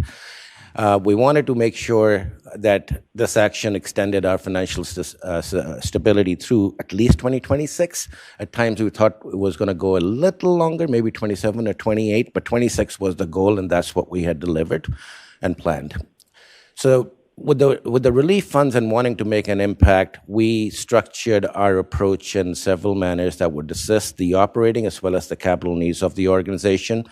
We did the debt defeasance. We created a revenue stabilization fund to support the operations, made additional capital investments, and reduced unfunded capital projects that existed at that time. Once again, the goal was stability through 2026. This slide, many of you have seen this previously. This shows basically the decrease in long-term debt from 2020 to 2021 is the focus of this presentation, when we went from 106 to 47 million, and that's where the debt defeasance occurred. It also provides, obviously, a very, very good historical perspective as to how high the debt levels were going back to 2012. We created the Revenue Stabilization Fund in 2021 with an initial transfer of 85 million. We later added another 50 million, bringing the total to 135 million. This essentially has been the savings account that has helped us for at least the last 2 or maybe 3 years. I think the first of the drawdowns occurred in 2024. And this is what we are keeping an eye on as we look into the future as to when this would be depleted. And I will turn it over to Mike. Mike, we're at the IIJA slides. I can advance them at your request. Yeah, go ahead. The Infrastructure Investment and Jobs Act was enacted in November of 2021, and it covers 5 fiscal years and will be expiring on September 30th of 2026. The benefits of the IIJA were an increase to the formula funding, which is the basis of our capital improvement program, and then it created and expanded some competitive grant opportunities that were very favorable for RTA. So it helped us accelerate a number of capital investments. Next. On the formula side, it increased our formula funding by approximately 13 million annually for a total of 65 million. This helped us reduce our capital backlog, and it helped us complete projects that had been partially funded in the program and we were able to fully fund. So, for instance, the completion of the Waterfront Line Bridge rehabilitation, the construction at the Tower City East Portal, which will be finishing at the end of June, and the Warrensville-Van Aken Station and track work that's ongoing at the end of the Blue Line. Those were out of that formula fund package. From the competitive side, we've even been more successful. So to date, we've been awarded $184 million of competitive grants, and we still have some grants that are pending. So that's almost 3 times what we had on the formula fund increase.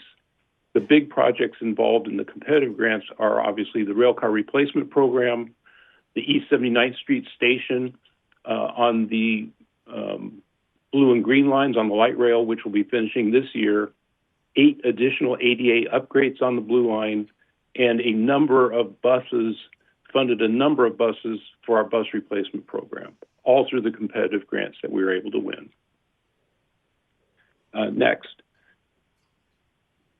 As Raj mentioned, when you add the COVID and the IIJA, both of those items helped us, push our help us financially, both on the operating side and on the capital side. So the debt reduction through the defeasance, the savings of $126 million of eliminating debt service, and improving our unfunded capital program, which had been around a little over 400 million.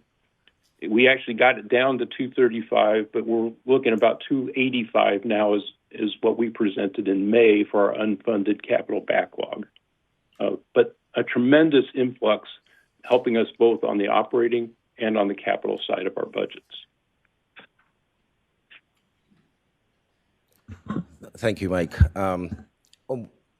So when we started looking at the Budget Stabilization Fund and our multi-year projections, et cetera, we began some expense reductions in 2025 and have continued them in 2026 to extend the stability through 2028, which will give us more time to evaluate additional and alternate sources of revenue. These are slides that have previously been shared in other presentations. We implemented certain recommendations in 2025 that resulted in about 17.8 million in savings.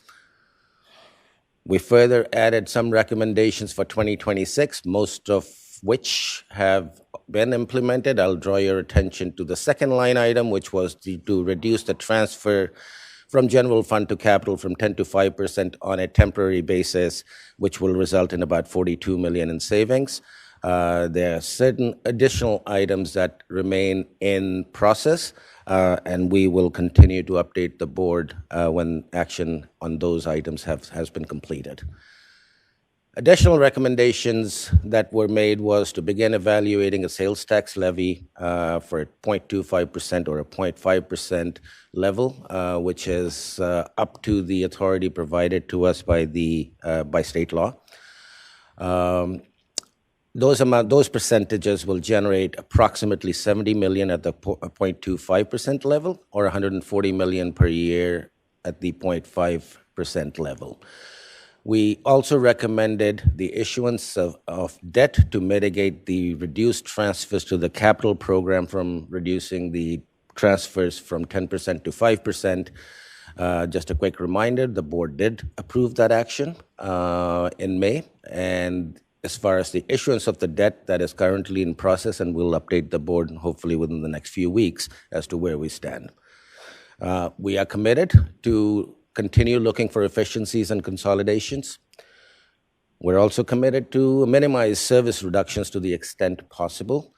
We will consider, obviously, an increase in fares, although that may not address the funding gap that we are looking at, but that remains to be decided. This is an excerpt, a kind of reproduction of the 2026 budget and the 2 years that we had forecast back in December of 2025. The amounts in red represent the result of the recommendations that have been made and reflected in these numbers.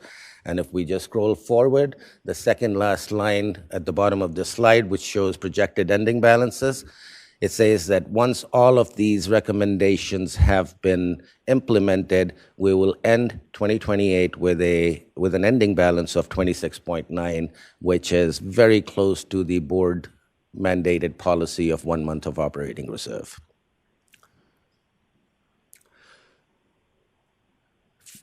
From a financial management standpoint, my team and I certainly have been engaged in providing as much oversight and in a transparent manner. We are the recipients of several GFOA awards as far as the audits that we undergo, as well as the budgets and the additional reporting that we produce for the board as well as for the public. Credit ratings issued by S&P and Moody's are also a reflection of those efforts. S&P has us rated, or our debt rated, at AAA, which is the highest ranking. Moody's has the second highest rating that they issue, but it is still considered investment grade.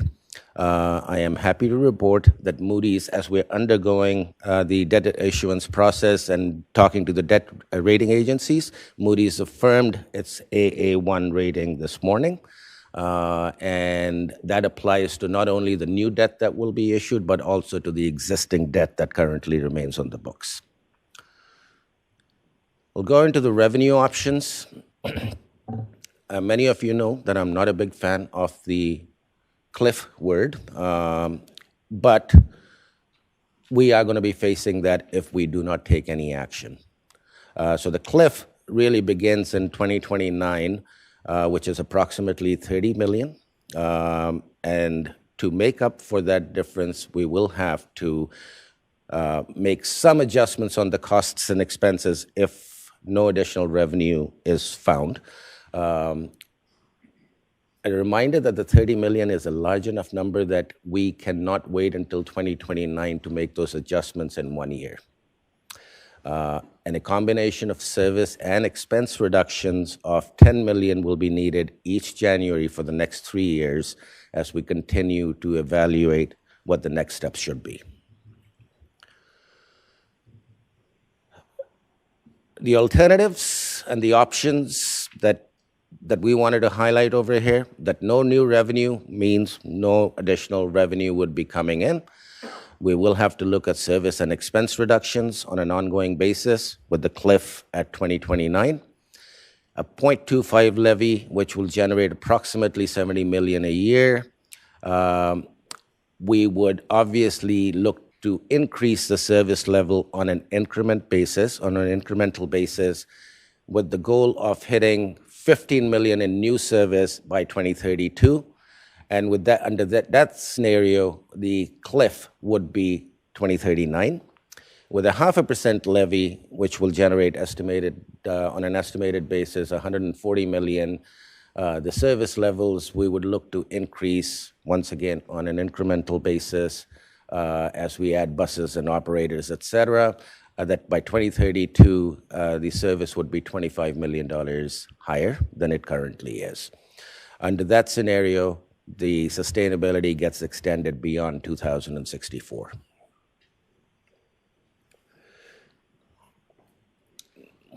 Thank you. All right, so now we get to the next steps. We will continue with these conversations. Again, this information is meant to be able to provide the board with as much information as possible. We'll continue to do that as you start to think about conclusions and next steps as far as action for the staff to take in future. Very near future. You'll see the June 23rd will be our next presentation date to the board. There essentially are about 3 financial scenarios, as Raj mentioned, that we're looking at. One is this is a recap, is the no new revenue option, and that's basically decrease in expenses as well as decrease in service over time. This would be the option if no ballot box initiative is proceeded upon. Your second option to keep into consideration would be a 0.25% sales tax levy that's estimated at an annual increase of $70 million for the authority to be able to sustain and expand service.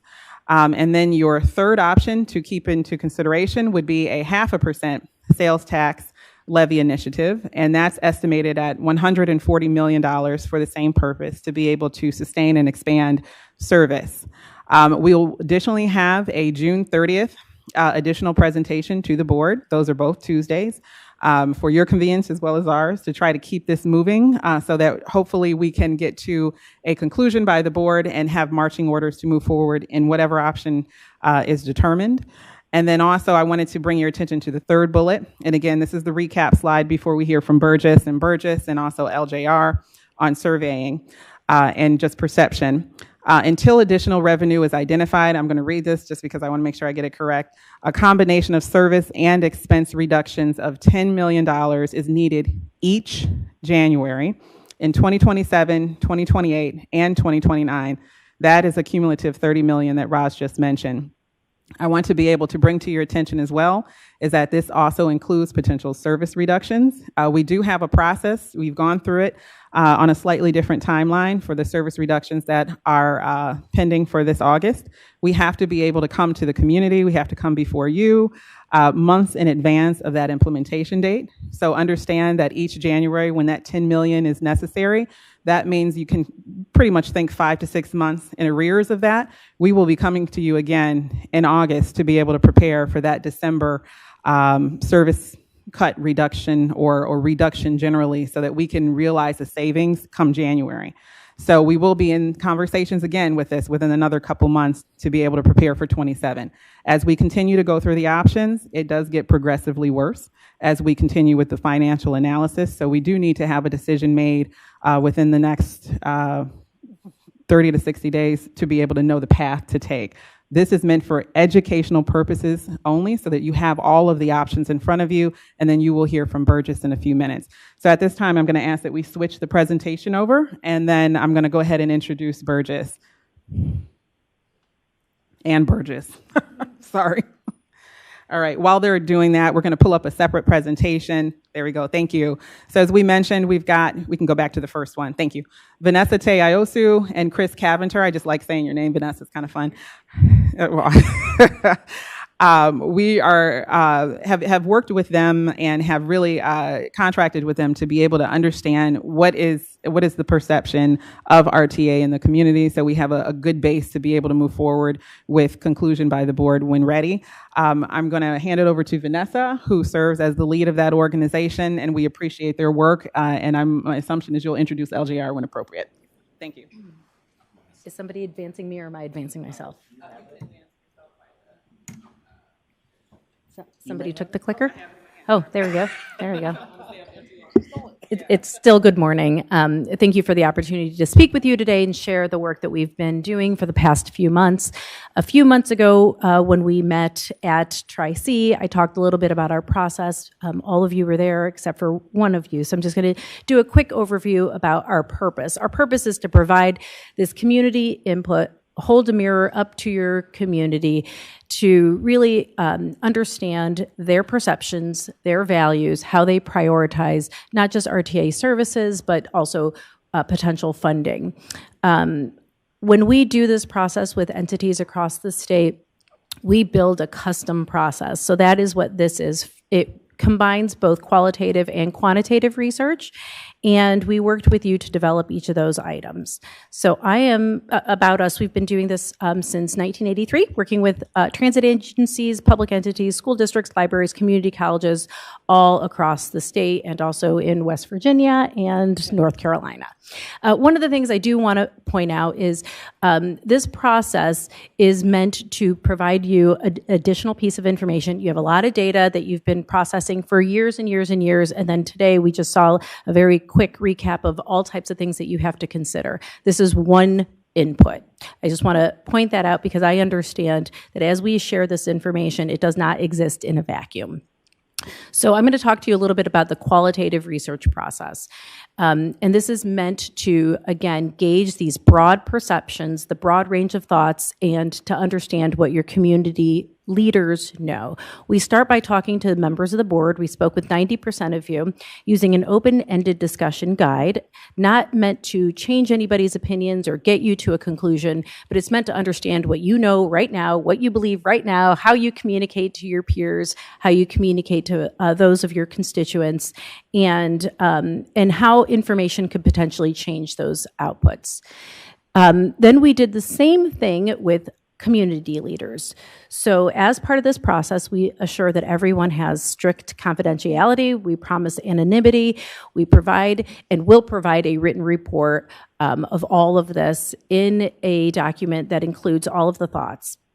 And as I said, no names will be attributed to the individual perceptions. We started with a list of 160 community leaders, and you helped provide input into allowing us how to tier those, the people that you absolutely wanted to hear from, those who were your partners, and then we tiered the rest of them based on their spheres of influence. All of that data that we gathered from you and from your community leaders was informing a quantitative research process that our partner LJR is going to present on shortly. And that was to survey Cuyahoga County residents and provide, again, a little bit of quantity to our qualitative process. Okay. The people that we talk to, the community leaders, provide an example of a cross-section of the community. This list is a list of the organizations that they represent. There's 45 organizations here. As I mentioned, we started with a list of 160 people. Our goal was to complete 45 interviews. That would be a good sample for a community this size. We ended up completing 55 interviews. What's interesting about this group is that you'll see that they kind of spread nonprofit, government and elected, civic organizations, education, major business entities, community orgs, parks and rec, arts and culture, organized labor, right? So we tried to cast a wide net. And a data point for us is how quickly and how many people respond. So to start with a goal of 45 and to end with a complete of 55 really does show you that people wanted to talk about transit, and that was important for us to understand because typically when we do this process, we have to call people a lot to get them to respond. That was not the case here. And I'm going to very quickly go over the board key findings because this is not new information to you. I want to get into the community leader findings and then turn it over to LJR because that's really where the rubber meets the road. And from you, I heard confidence in leadership and executive leadership and the management. I heard a little bit of uncertainty when it came to the long-term strategic goal of the organization or multiple strategic goals of the organization. And while you were really excited about the rail car replacement project and the priority transit corridors, we saw that there was a little bit of concern about, again, what else is the community seeing and how are they going to understand this tension between the service reductions you were about to implement while potentially asking for additional funding. You know, how is the community going to perceive that? There was an existing concern about the perception of safety and cleanliness of the buses and the shelters, and that perhaps the rest of the community wasn't absorbing the message that transit isn't just a social service or a good that people rely on, but also a driver of economic growth. So there was concern among this group that people weren't really getting that, and that some of that information needs to really saturate before you could go to the community and make an ask. That's what I heard from you. And obviously, that's me generalizing all of your thoughts and multiple pages of data and hours, 6 hours of conversations. Now, from the community leader findings, this is also where, again, we see that those who are transit riders had a slightly different perception than those who were not transit riders. However, there was universal agreement that RTA is absolutely essential to the local economy, to those who depend on it.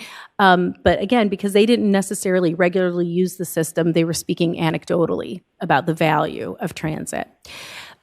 Like many of you, they were unsure of what the vision, the long-range vision of a well-funded, robust transit system would look like, but they did not have agreement themselves on what that could be. They talked about examples from all over the world in terms of, point-to-point contact, but then they were also talking about things like on-demand services. There was absolutely no common thread that I could say, this is the system that the community leaders in Cuyahoga County want to see.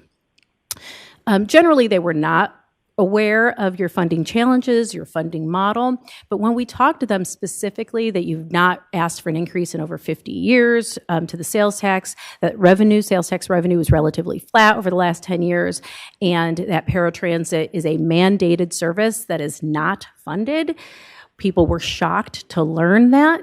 They were very surprised that that had not been updated. Yet it did not necessarily change how they would recommend you moving forward when it comes to increasing funding. They also had safety and cleanliness perception issues, primarily those who were not RTA users. I wish that everyone could see the presentation we just saw on safety from your transit police, because I think it would really adjust some perceptions, because obviously there's reality to deal with, but then the perception usually takes a lot longer than the reality does to change. But there were some other items that we saw that there were gaps in. For instance, what do the outer ring suburbs receive in value? What's the value proposition from RTA for those parts of the community that might not receive transit service or as robust of a transit service as the core does? And they also noted that the business community was not sufficiently engaged yet with RTA, and that there was not necessarily a plan to get them there. They asked for and wanted to see more information, more outreach, more direct collaboration. So all of that leads us to some items that we believe will help position you in a way that you'll receive larger community support from these leaders. And I just want to be clear that what I'm talking about right now are these grass tops folks that have their own circles of influence versus the greater community. When I turn it over to LJR, she's going to talk more about the greater community's findings. And I think that is where the next steps for how to engage the greater community will come from. Okay, so for next steps here for community leaders, they really need to understand the safety and cleanliness priorities, the narratives as best as possible. What you're working on now, an abridged version of what we just heard, I think would be extremely powerful. But to do that, you do have to directly engage these folks. It can't be presentations that we expect them to come to. These are one-on-one conversations, and starting with the core of folks that we spoke to is a really good audience because they were already interested enough to talk to us right away. So I would close the loop with those folks.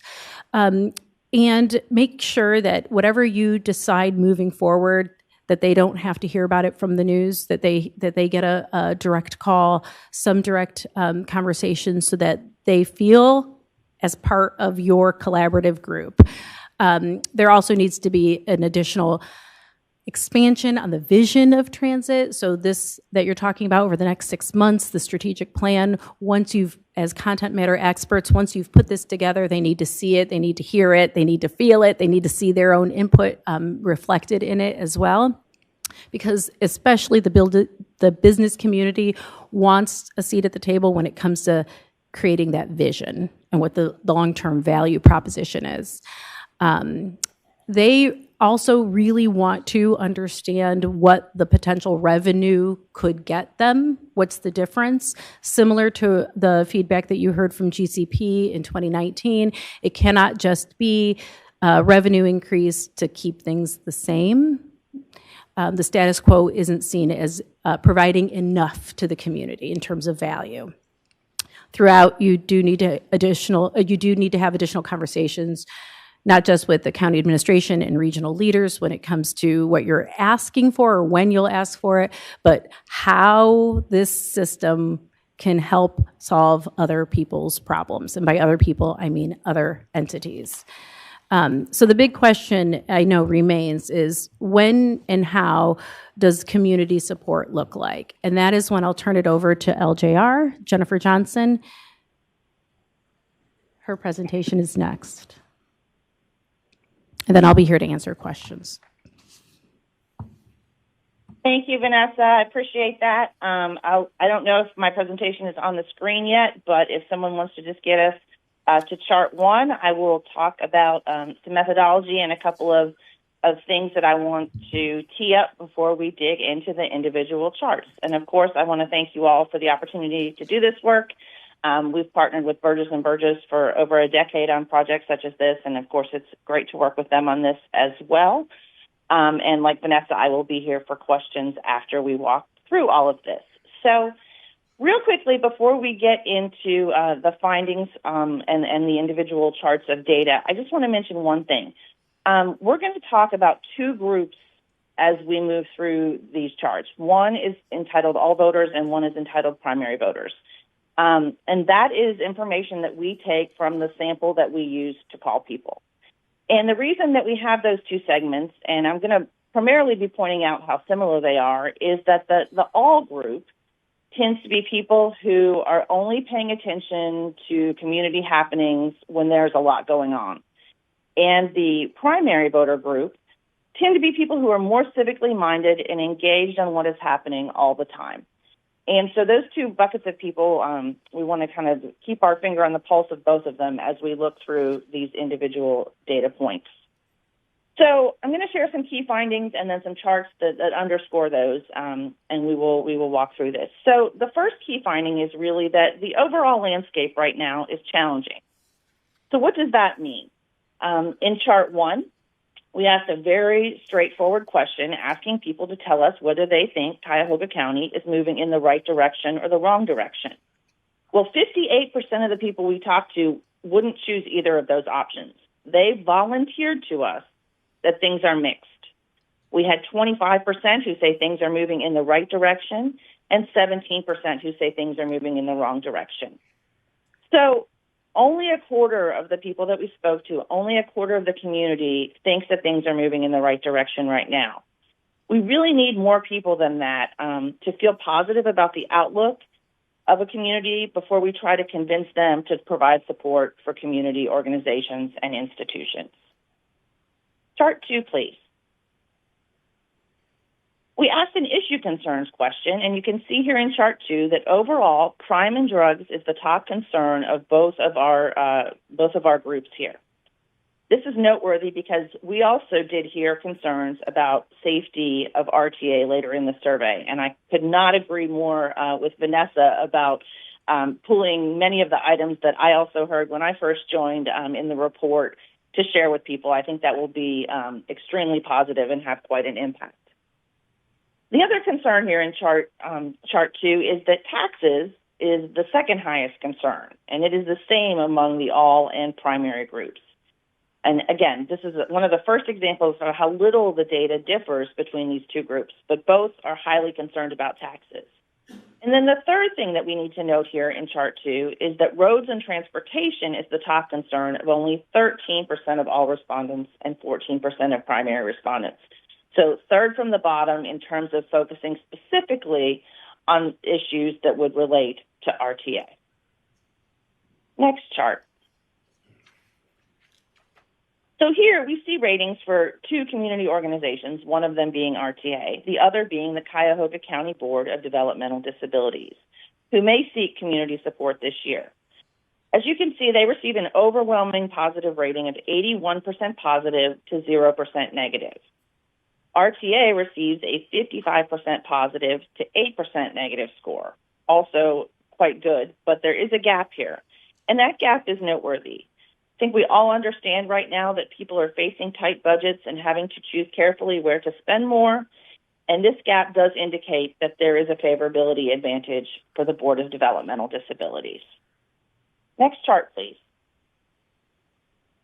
With regard to overall importance, RTA is nearly on par with Cuyahoga County Health and Human Services, local school districts, and there we ask people to rate, quote, your local school district, and with Tri-C.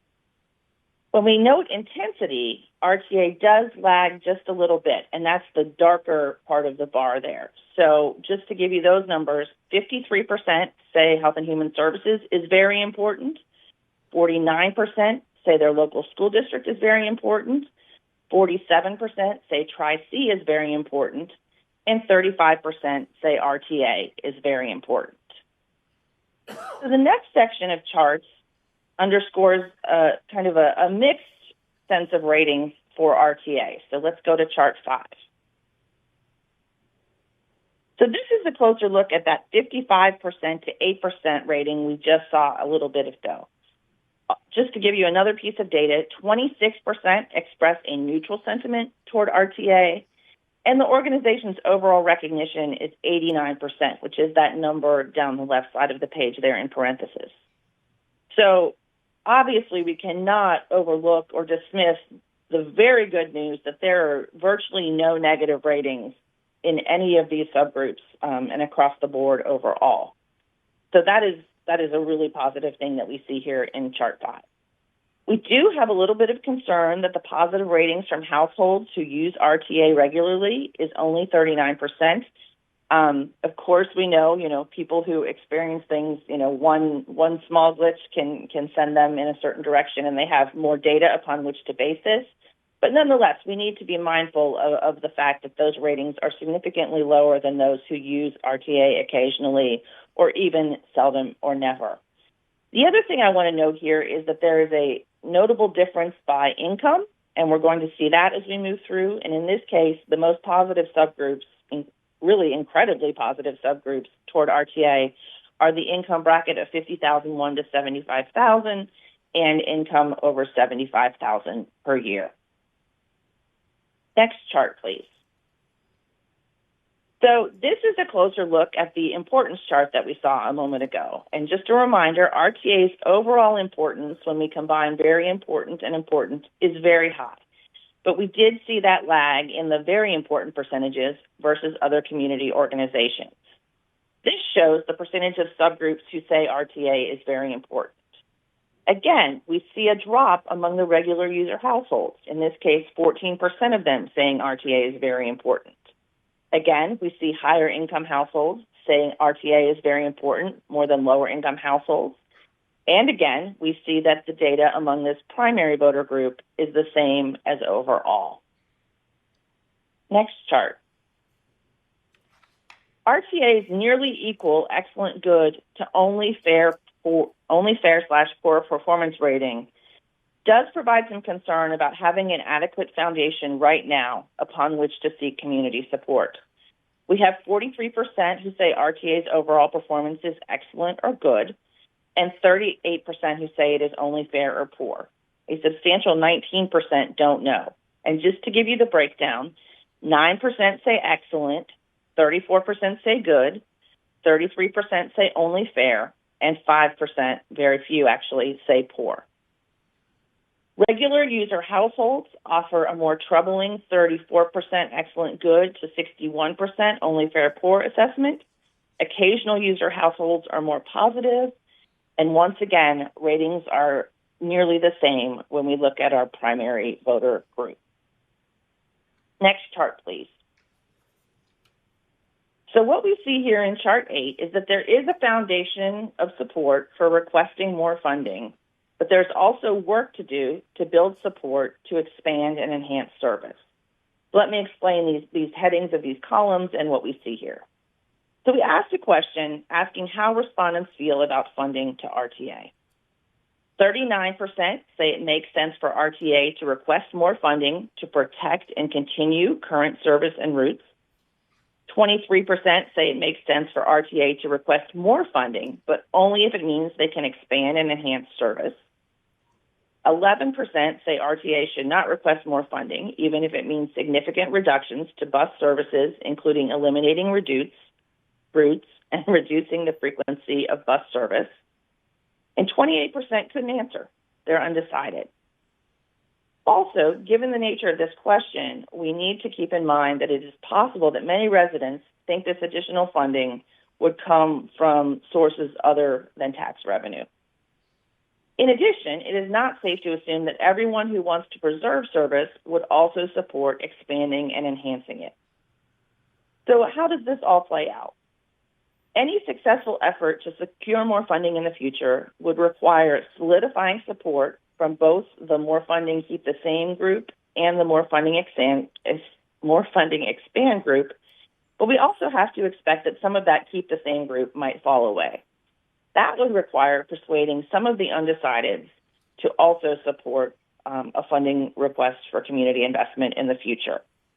Those undecideds right now are quite negative about the direction of the county and toward RTA, so there's work to do in order to take these data and build a group that would be open to supporting an investment in the future.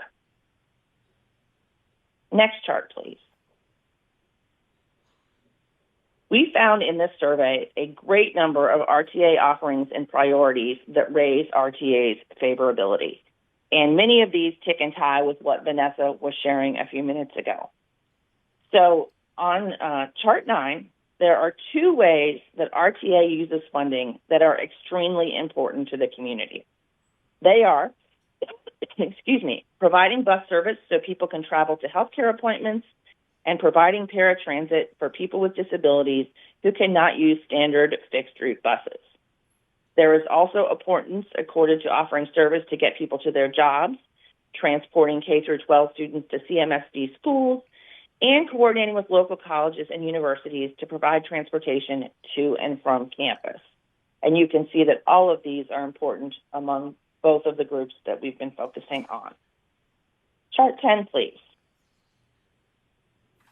Two statements in this question 28 to 40 series make nearly all respondents more favorable toward RTA, and one of them is with particularly high intensity.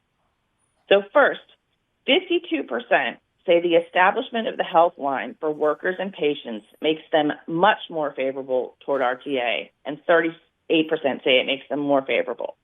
Just want to say that again. The ratio of much more favorable to more favorable for that group has a majority of the people we talk to in the much more favorable column. That is very compelling data. In addition, 90% overall are also more favorable after hearing about RTA's collaboration to create and invest in priority corridors. And in that case, 22% are in the much more column. Vanessa also mentioned that the people that Burgess spoke to were very interested in the priority corridors, so to see the same messages really rise to the top here makes sense, and it also will be helpful when you're developing talking points to share with all different groups throughout the community. In addition, with regard to priority corridors, respondents are also favorable at a 79% level after learning that new funding will allow for more of these priority corridors throughout the community. In addition, there is a general belief that funding RTA is about investing in the future of the community and that the funding will result in overall improvement in how the streets function. And that's particularly important since we don't have a lot of respondents in our panel who live in households that ride regularly. Other good news here is that 77% voice a favorable response to the Transit app for real-time tracking and fare collection. And then finally, reminding the public that inflation makes it harder for RTA to keep up, and sharing information about the increasing volume of paratransit rides without any specific funding for this service also have a positive impact. And again, Vanessa mentioned the latter of those as well. If you can turn to the second page of Chart 10. While none of the items on this chart elicit really any negative response, we would recommend focusing on those that make over 60% of respondents more favorable toward RTA. In other words, the talking points and statements that were on the first page of Chart 10.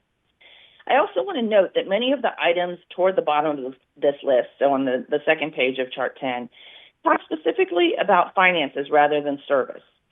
Focusing on the services RTA provides first seems to be critically important and better received among the respondent panel that we spoke to.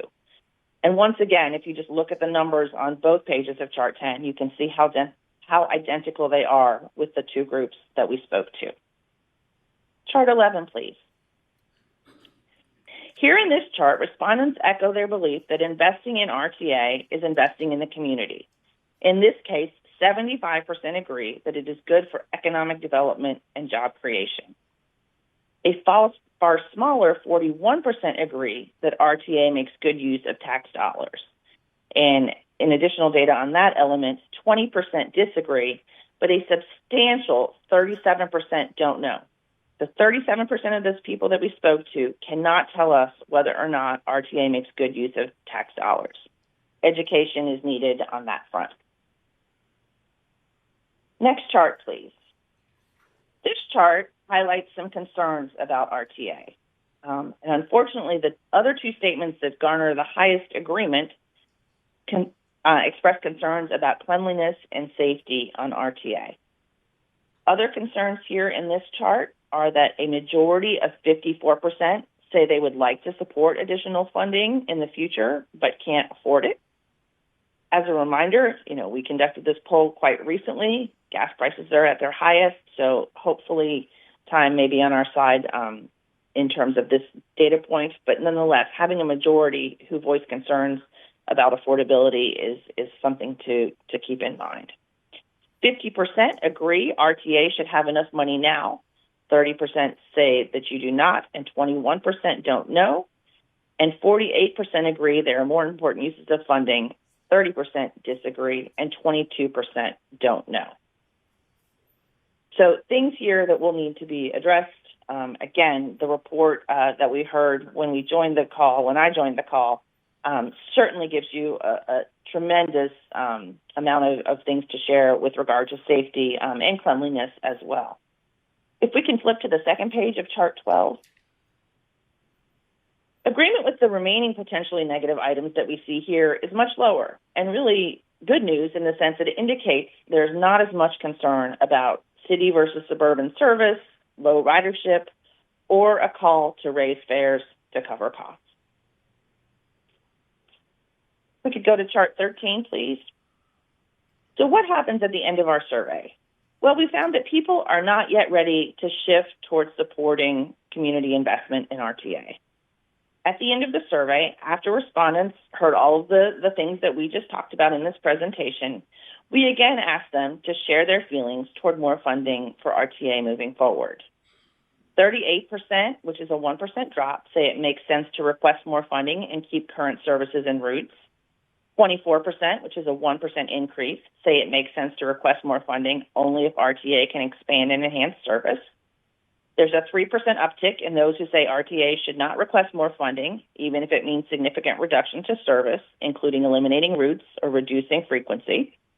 and 24% are undecided at the end of the survey. So the lack of movement, coupled with that small uptick in opposition to an ask for more funding, shows us that there is a ways to go before considering a request for more funding to expand services. Next chart, please. What this chart shows us is that taking more time to share RTA's strengths and address the concerns we talked about will improve the perception of RTA in the community. The similarities between these two pie charts is noteworthy, and this is our all group and our primary group in their reaction to that final question that we asked at question 53. Although more respondents are undecided in the chart on the right, those supporting more funding for an expansion is 25% and opposition is only 12%.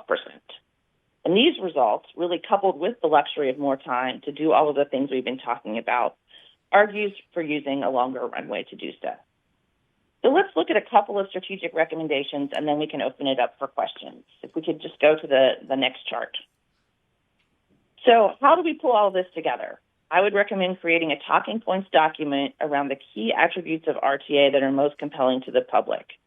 Again, start by focusing a little bit more on service and less on financials, and include the themes listed below. Of course, use the standard language that RTA typically uses to talk about these things, but the LJR words for these are: an investment in RTA betters the community and is good for economic development.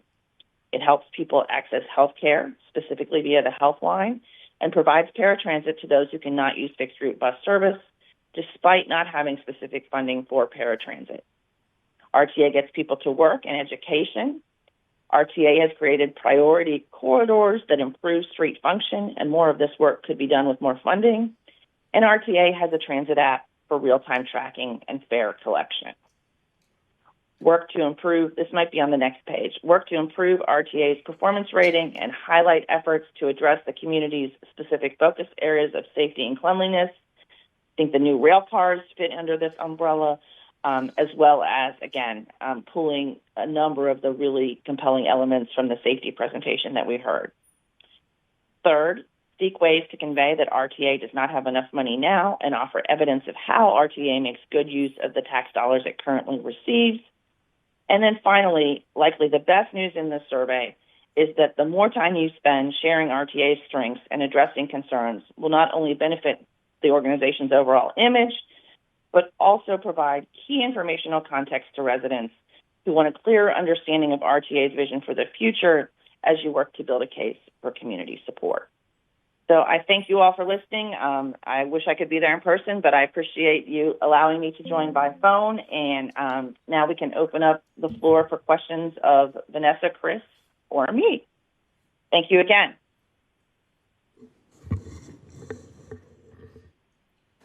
Questions from trustees? I don't necessarily have questions, but I do have some quick reflections, and thank you all for the sobering presentation.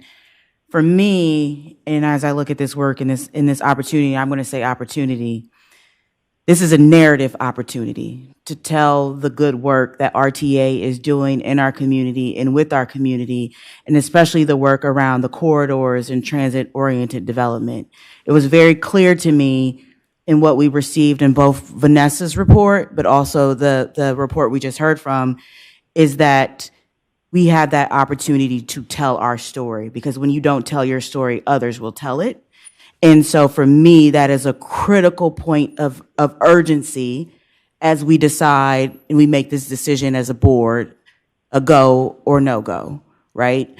And I would look to RTA leadership to share with us, you know, as you hear this, as you heard what we've heard, how do we move forward on telling that story of the future of the work that RTA has done until now, but also the future of this work and what it means to Cleveland's future, to Cuyahoga County's future. We just had this conference last week about big bets. Mm-hmm. You can't have a big bet if you don't have public transportation. Mm-hmm. And so we need to be a part of that conversation and tell that story about what it means for our economy to grow. Our economy can't grow if RTA doesn't grow.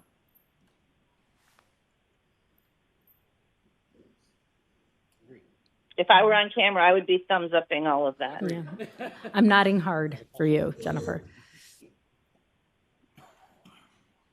You have more summary comments? I just want to say one 'Cause thing. I think we'll probably have more questions, but Yeah, if you have more questions, please interrupt. But I just want to make one contextual statement, and that is that there are other questions that the survey could have asked if it was funded by a political action committee. Because this is a publicly funded document, we could only go so far as to gauge the community's thoughts and perceptions. We couldn't test a ballot issue, what it would look like if it was to be on the ballot. So that is a limitation of the work so far. However, I just want to point out that all of the data up until then still leads me to the same conclusion. And that is that we need more time to make that narrative case that Board Member Wiggum mentioned, because the community leadership isn't there and your electorate isn't there.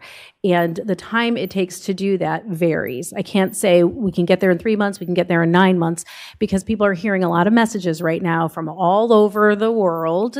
And we're about to enter the most expensive gubernatorial and Senate race in Ohio's history. And that's going to eat up a lot of oxygen and a lot of money. So being able to cut through the clutter and making sure that our message is getting to the folks that we need to hear it, it takes time. It takes varied audience, various ambassadors, spokespeople, and other validators.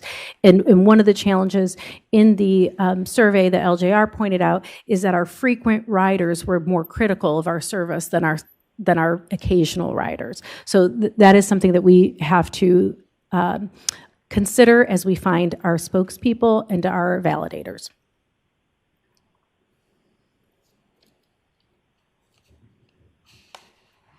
So I know when we had the Vice President Pachetti and I had the opportunity to talk with both of you and CEO Birdsong last week, and it was a great conversation. I know you highlighted a lot of this, so we're hearing it for the second time.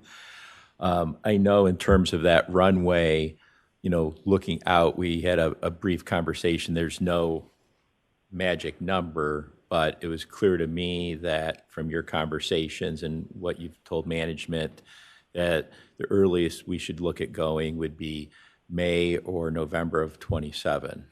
And I just want to get that on the record from where we are, because the timeline to a November election this year is just way too short, especially for the corporate engagement.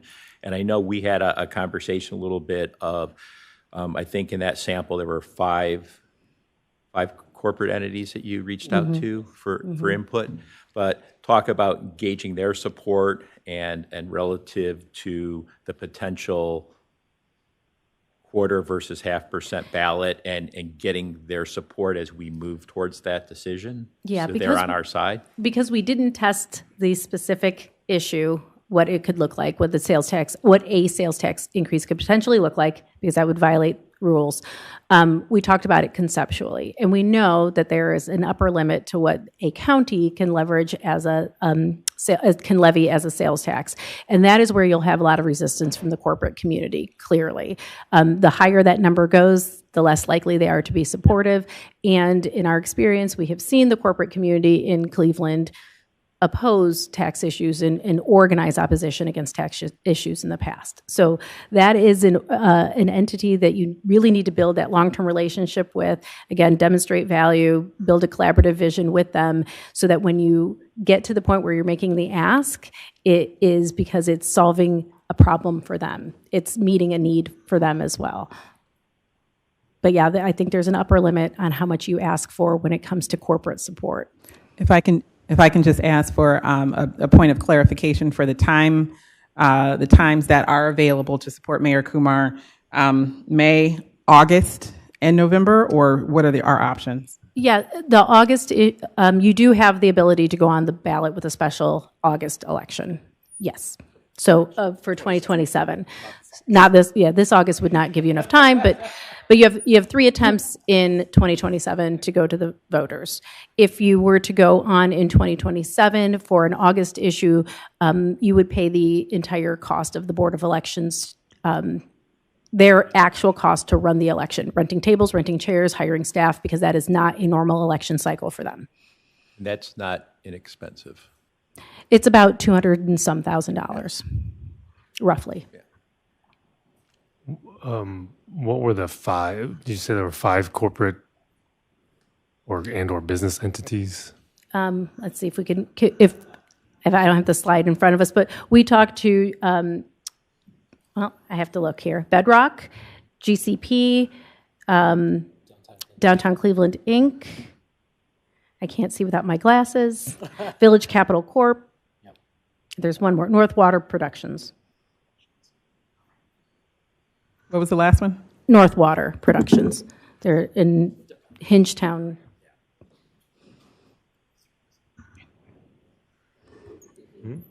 And I just have maybe a follow-up there. Thank you for giving those names. Oh, there you go. Sorry. You had mentioned us having to, really have an ask or to really meet the needs of these corporations in order for them to give support. Have they articulated what needs they have that they would like to see us fill the gap in for? See, this is the issue, and this is what I alluded to earlier. There was no central vision of what a really good transit system. There were 45 different opinions. I shouldn't say that. It's probably more like 35. But there were things like it should this. Like the outcome was making sure that it was well run, that it was clean, that it was safe, that could get people to work and school, and that it was reliable, and there was regular transit service. It was those types of outcomes that, like, clearly that's what everyone wants, right? So it wasn't necessarily in a design. Understood. And I'm curious, at the top of the presentation, and I have so many notes, we were looking at, what all voters and primary voters. Do we know what category these corporate these five may fall into, more or less? So they would reflect high information primary voters. So they would, yes, they're going to vote in midterms because that's the middle line for them. The high information voters are people that vote in nearly every election, and that would represent a lot of the folks that we spoke to. The community leaders that we spoke to are going to be people that vote in 3 out of the 4 last elections, possibly 4 out of 4. Do we have any sense, and I'm not going to get too far into the weeds, because do we have any sense of whether there would be a differing opinion when posing these questions to leadership versus the employees that actually work for them? Yeah, and that's what the LJR survey does, right? Okay. So we talk to these grass tops leaders who have a lot of information, who probably have competing interests.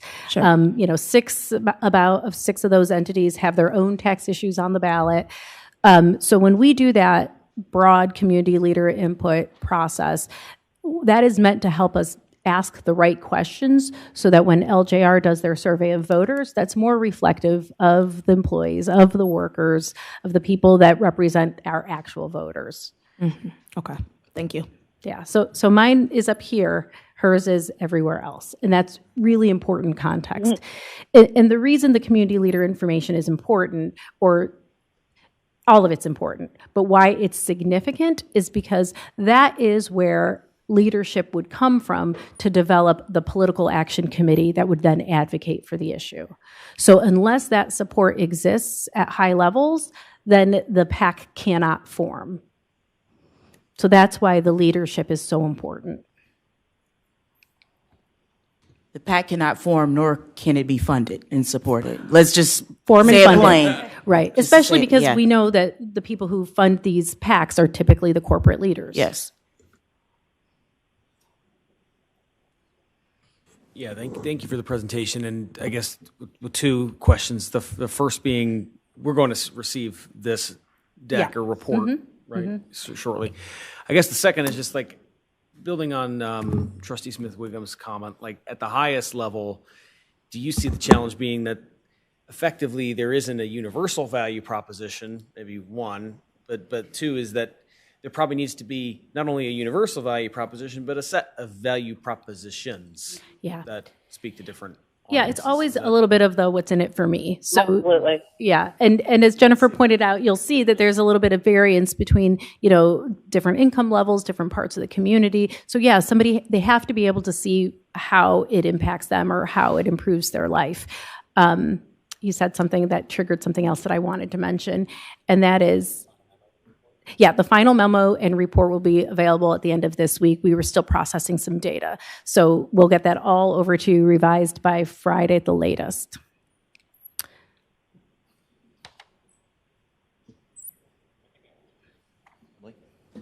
Yeah. Thank you so much for this presentation. It was full of a lot of information that I think is actionable. And it grounds us in what the community is thinking and feeling, which is always so important. I just wanted to make the point or build on the points that were made by some of my colleagues about this being a nice opportunity for us to propose a compelling vision. I think between the strategic plan refresh, our financial situation, all the work we've been doing on safety and TOD and priority corridors, I think it's on us to build and communicate that vision. And I'm glad that a lot of the people you spoke with don't have this vision of what RTA should be, because I think we should lead that conversation. Exactly. And so that gives me a lot of hope that, it gives us a nice charge over the next, 6 to 12 months or whatever the timeline is to really think internally and externally with our partners about what that vision looks like. And I think it's good timing. So that's all. This whole idea of set of value propositions goes right in line with just building out what that vision is and what a great public transit system looks like 10 or 20 years down the line. Yeah, I hate to use the pun, and I know Chris is going to snort the minute I say it, but it is time to take the show on the road. Like, we saw all of this today, and if you could condense that and package that and just really take it everywhere, it is a good opportunity. And again, to centralize a vision, because once you propose it, because you're the content matter experts, it is going to be much better than what people have now, and then you've created that value for so many other entities. And I don't want to, understate that we understand that these decisions are difficult, and delaying a decision means that there are changes to services that riders are going to have to experience. And that is, difficult, and I don't envy your position as you try to work through that. So again, we appreciate the opportunity to do this work, and, happy to be a resource throughout. I've never tried to do anything like this, so I'll point out that I accept the arguments to wait until next year. I think these are pretty decent numbers for not having done anything in terms of a PAC or asking for money or anything like that. And this November is going to be an impactful election, and we have costs and risks to waiting, including those service cuts, as marginal as they are, and I know we worked really hard. Staff, you guys worked really hard to make those marginal. To the extent that people have opinions about that and that they form opinions on RTA based on those service cuts, they will be more. They will have been longer in place by then, and that may affect how people answer these questions right here. So, if it's not even possible to do this November, I'll take it, but if it is, I would challenge us that these numbers are pretty decent, and if it's doable, even if it's a crunch, this November I think looks pretty darn good, and we have more value to deliver sooner if that works out. So that's, I guess, my 2 cents on it. If I may, I'm Anna Lavix, Senior Counsel. I'm covering for Janet Burney today along with Tracy X. And I just wanted to point out that, Vanessa, thank you so much for your presentation, and Jennifer from LJR. The work that they've done was for education. It was for finding out what the public perceptions are. In no way was this work or this presentation today intended to advise the board one way or another regarding whether to go forward with the levy amendment or what the timing to do that. But it was to give you the information, and this is the first of 3 intended meetings, so that we can make sure you have all the information that you will need to make the ultimate decision. I will support Anna's commentary. I also want to make sure that the board is free to have their opinion at the dais and to discuss. So I don't want you to translate that into thwarting your voice, right? We as staff can advise you, and that's what I think we want to make sure everybody's nodding their head at the same time. We can't advise of when we think is appropriate. We can advise you of what the options are, so you'll continually hear us say that. Whether that's 26, whether that's 27, whether that's something beyond 27, so that you are aware of what the consequences are for every action and what the pros and cons could be, right? Because it's all we're hoping and guessing and projecting for all of it, but I just want to make sure the board hears us to say we are not stifling your voice to discuss and all of that, but the direction for timing will have to come from the board at the direction for the staff to execute. As general manager and CEO, I will offer this for you to consider as we continue to have these conversations over the next few weeks. Considering that runway has come up multiple times, absolutely agree. We have to have the appropriate runway to be able to get the messaging out there, whatever that runway time-wise and length is. We'll continue to do that, and we're committed to understanding that that's the charge, regardless of what time at the ballot box is considered by the board. But please understand that I will continue to press this issue for consideration and agreement and consensus by the board so that my team has the timeline set. And we are requesting that timeline to be set relatively soon, because I'll mention this, and correct me, legal Burgess, the ballot box due date or is 90 days prior to the election. So November 5th, that means August 5th would be our deadline to submit. Understanding and hearing that we're having a lot of conversations between what year, what month. My ask is that our team is aware of what the consensus from the board is prior to that August 5th, so that we know if 26 is off the table, that's fine. We'll focus on 27, if 27 is that kind of thing, so that we can start the runway, because I want to make sure that we have enough time to do what's appropriate to move forward. And Vanessa, just one thing, it was really helpful on our call is you talked a little bit more about that runway and, getting someone to lead, individuals to lead the campaign, to fund the campaign, to do those things like that. I'm sort of a work backwards type of guy to say what needs to be done, what does management need to do with the corporate community to go out and engage them and understand what potential amount might be palatable and where they would support that. Is that something Burgess and Burgess can help us with the bullet points of the things that need to be executed? Since RTA hasn't been on the ballot for 50 years, and listing all those out, because I think getting that corporate support and engagement, understanding where they stand on this is one consideration for me as a board member. And Trustee Sleesman, we look at this. I did talk with Mayor Gallo and Weiss, because we've all been on the ballot before, and we don't decide till January. Early voting starts in 70 days. That, for folks that have gone through this before, doesn't seem feasible whatsoever to me. And I'm not going to speak for the rest of the board, but to do all the things you've told us that we need to do, given summer vacation schedules and setting up things and getting that financial support that Trustee Wiggums mentioned, that is really a high bar from my perspective. So there's my own vote. 2 tracks. So the first part of it is our final recommendation memo that we're working to put together right now, so it'll be by the end of the week, will include actionable steps for outreach and for messaging, and incorporating both LJR's feedback and our research. So that will be in a final memo this week. The other part about standing up a political action committee all has to be done separately without, we could not work on that as we're working with RTA. We would have to be engaged by the PAC. The political action committee would have to be created, would have to be started, and would have to engage us to do the part about building capacity for the political action committee. Right. I was just So saying that that the just- steps that need to be done, not In the meantime, being- yes. taking part in it. I would understand you'd have to be engaged separately on that. Yep. But yes, the other stuff we would absolutely include as part of our final report.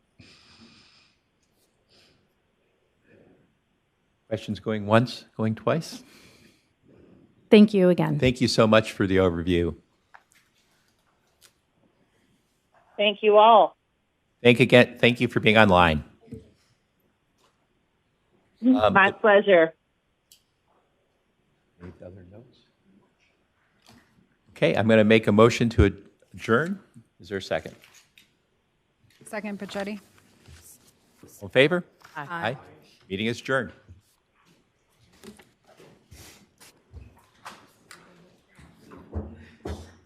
I'm gonna say very ish. I did talk about it.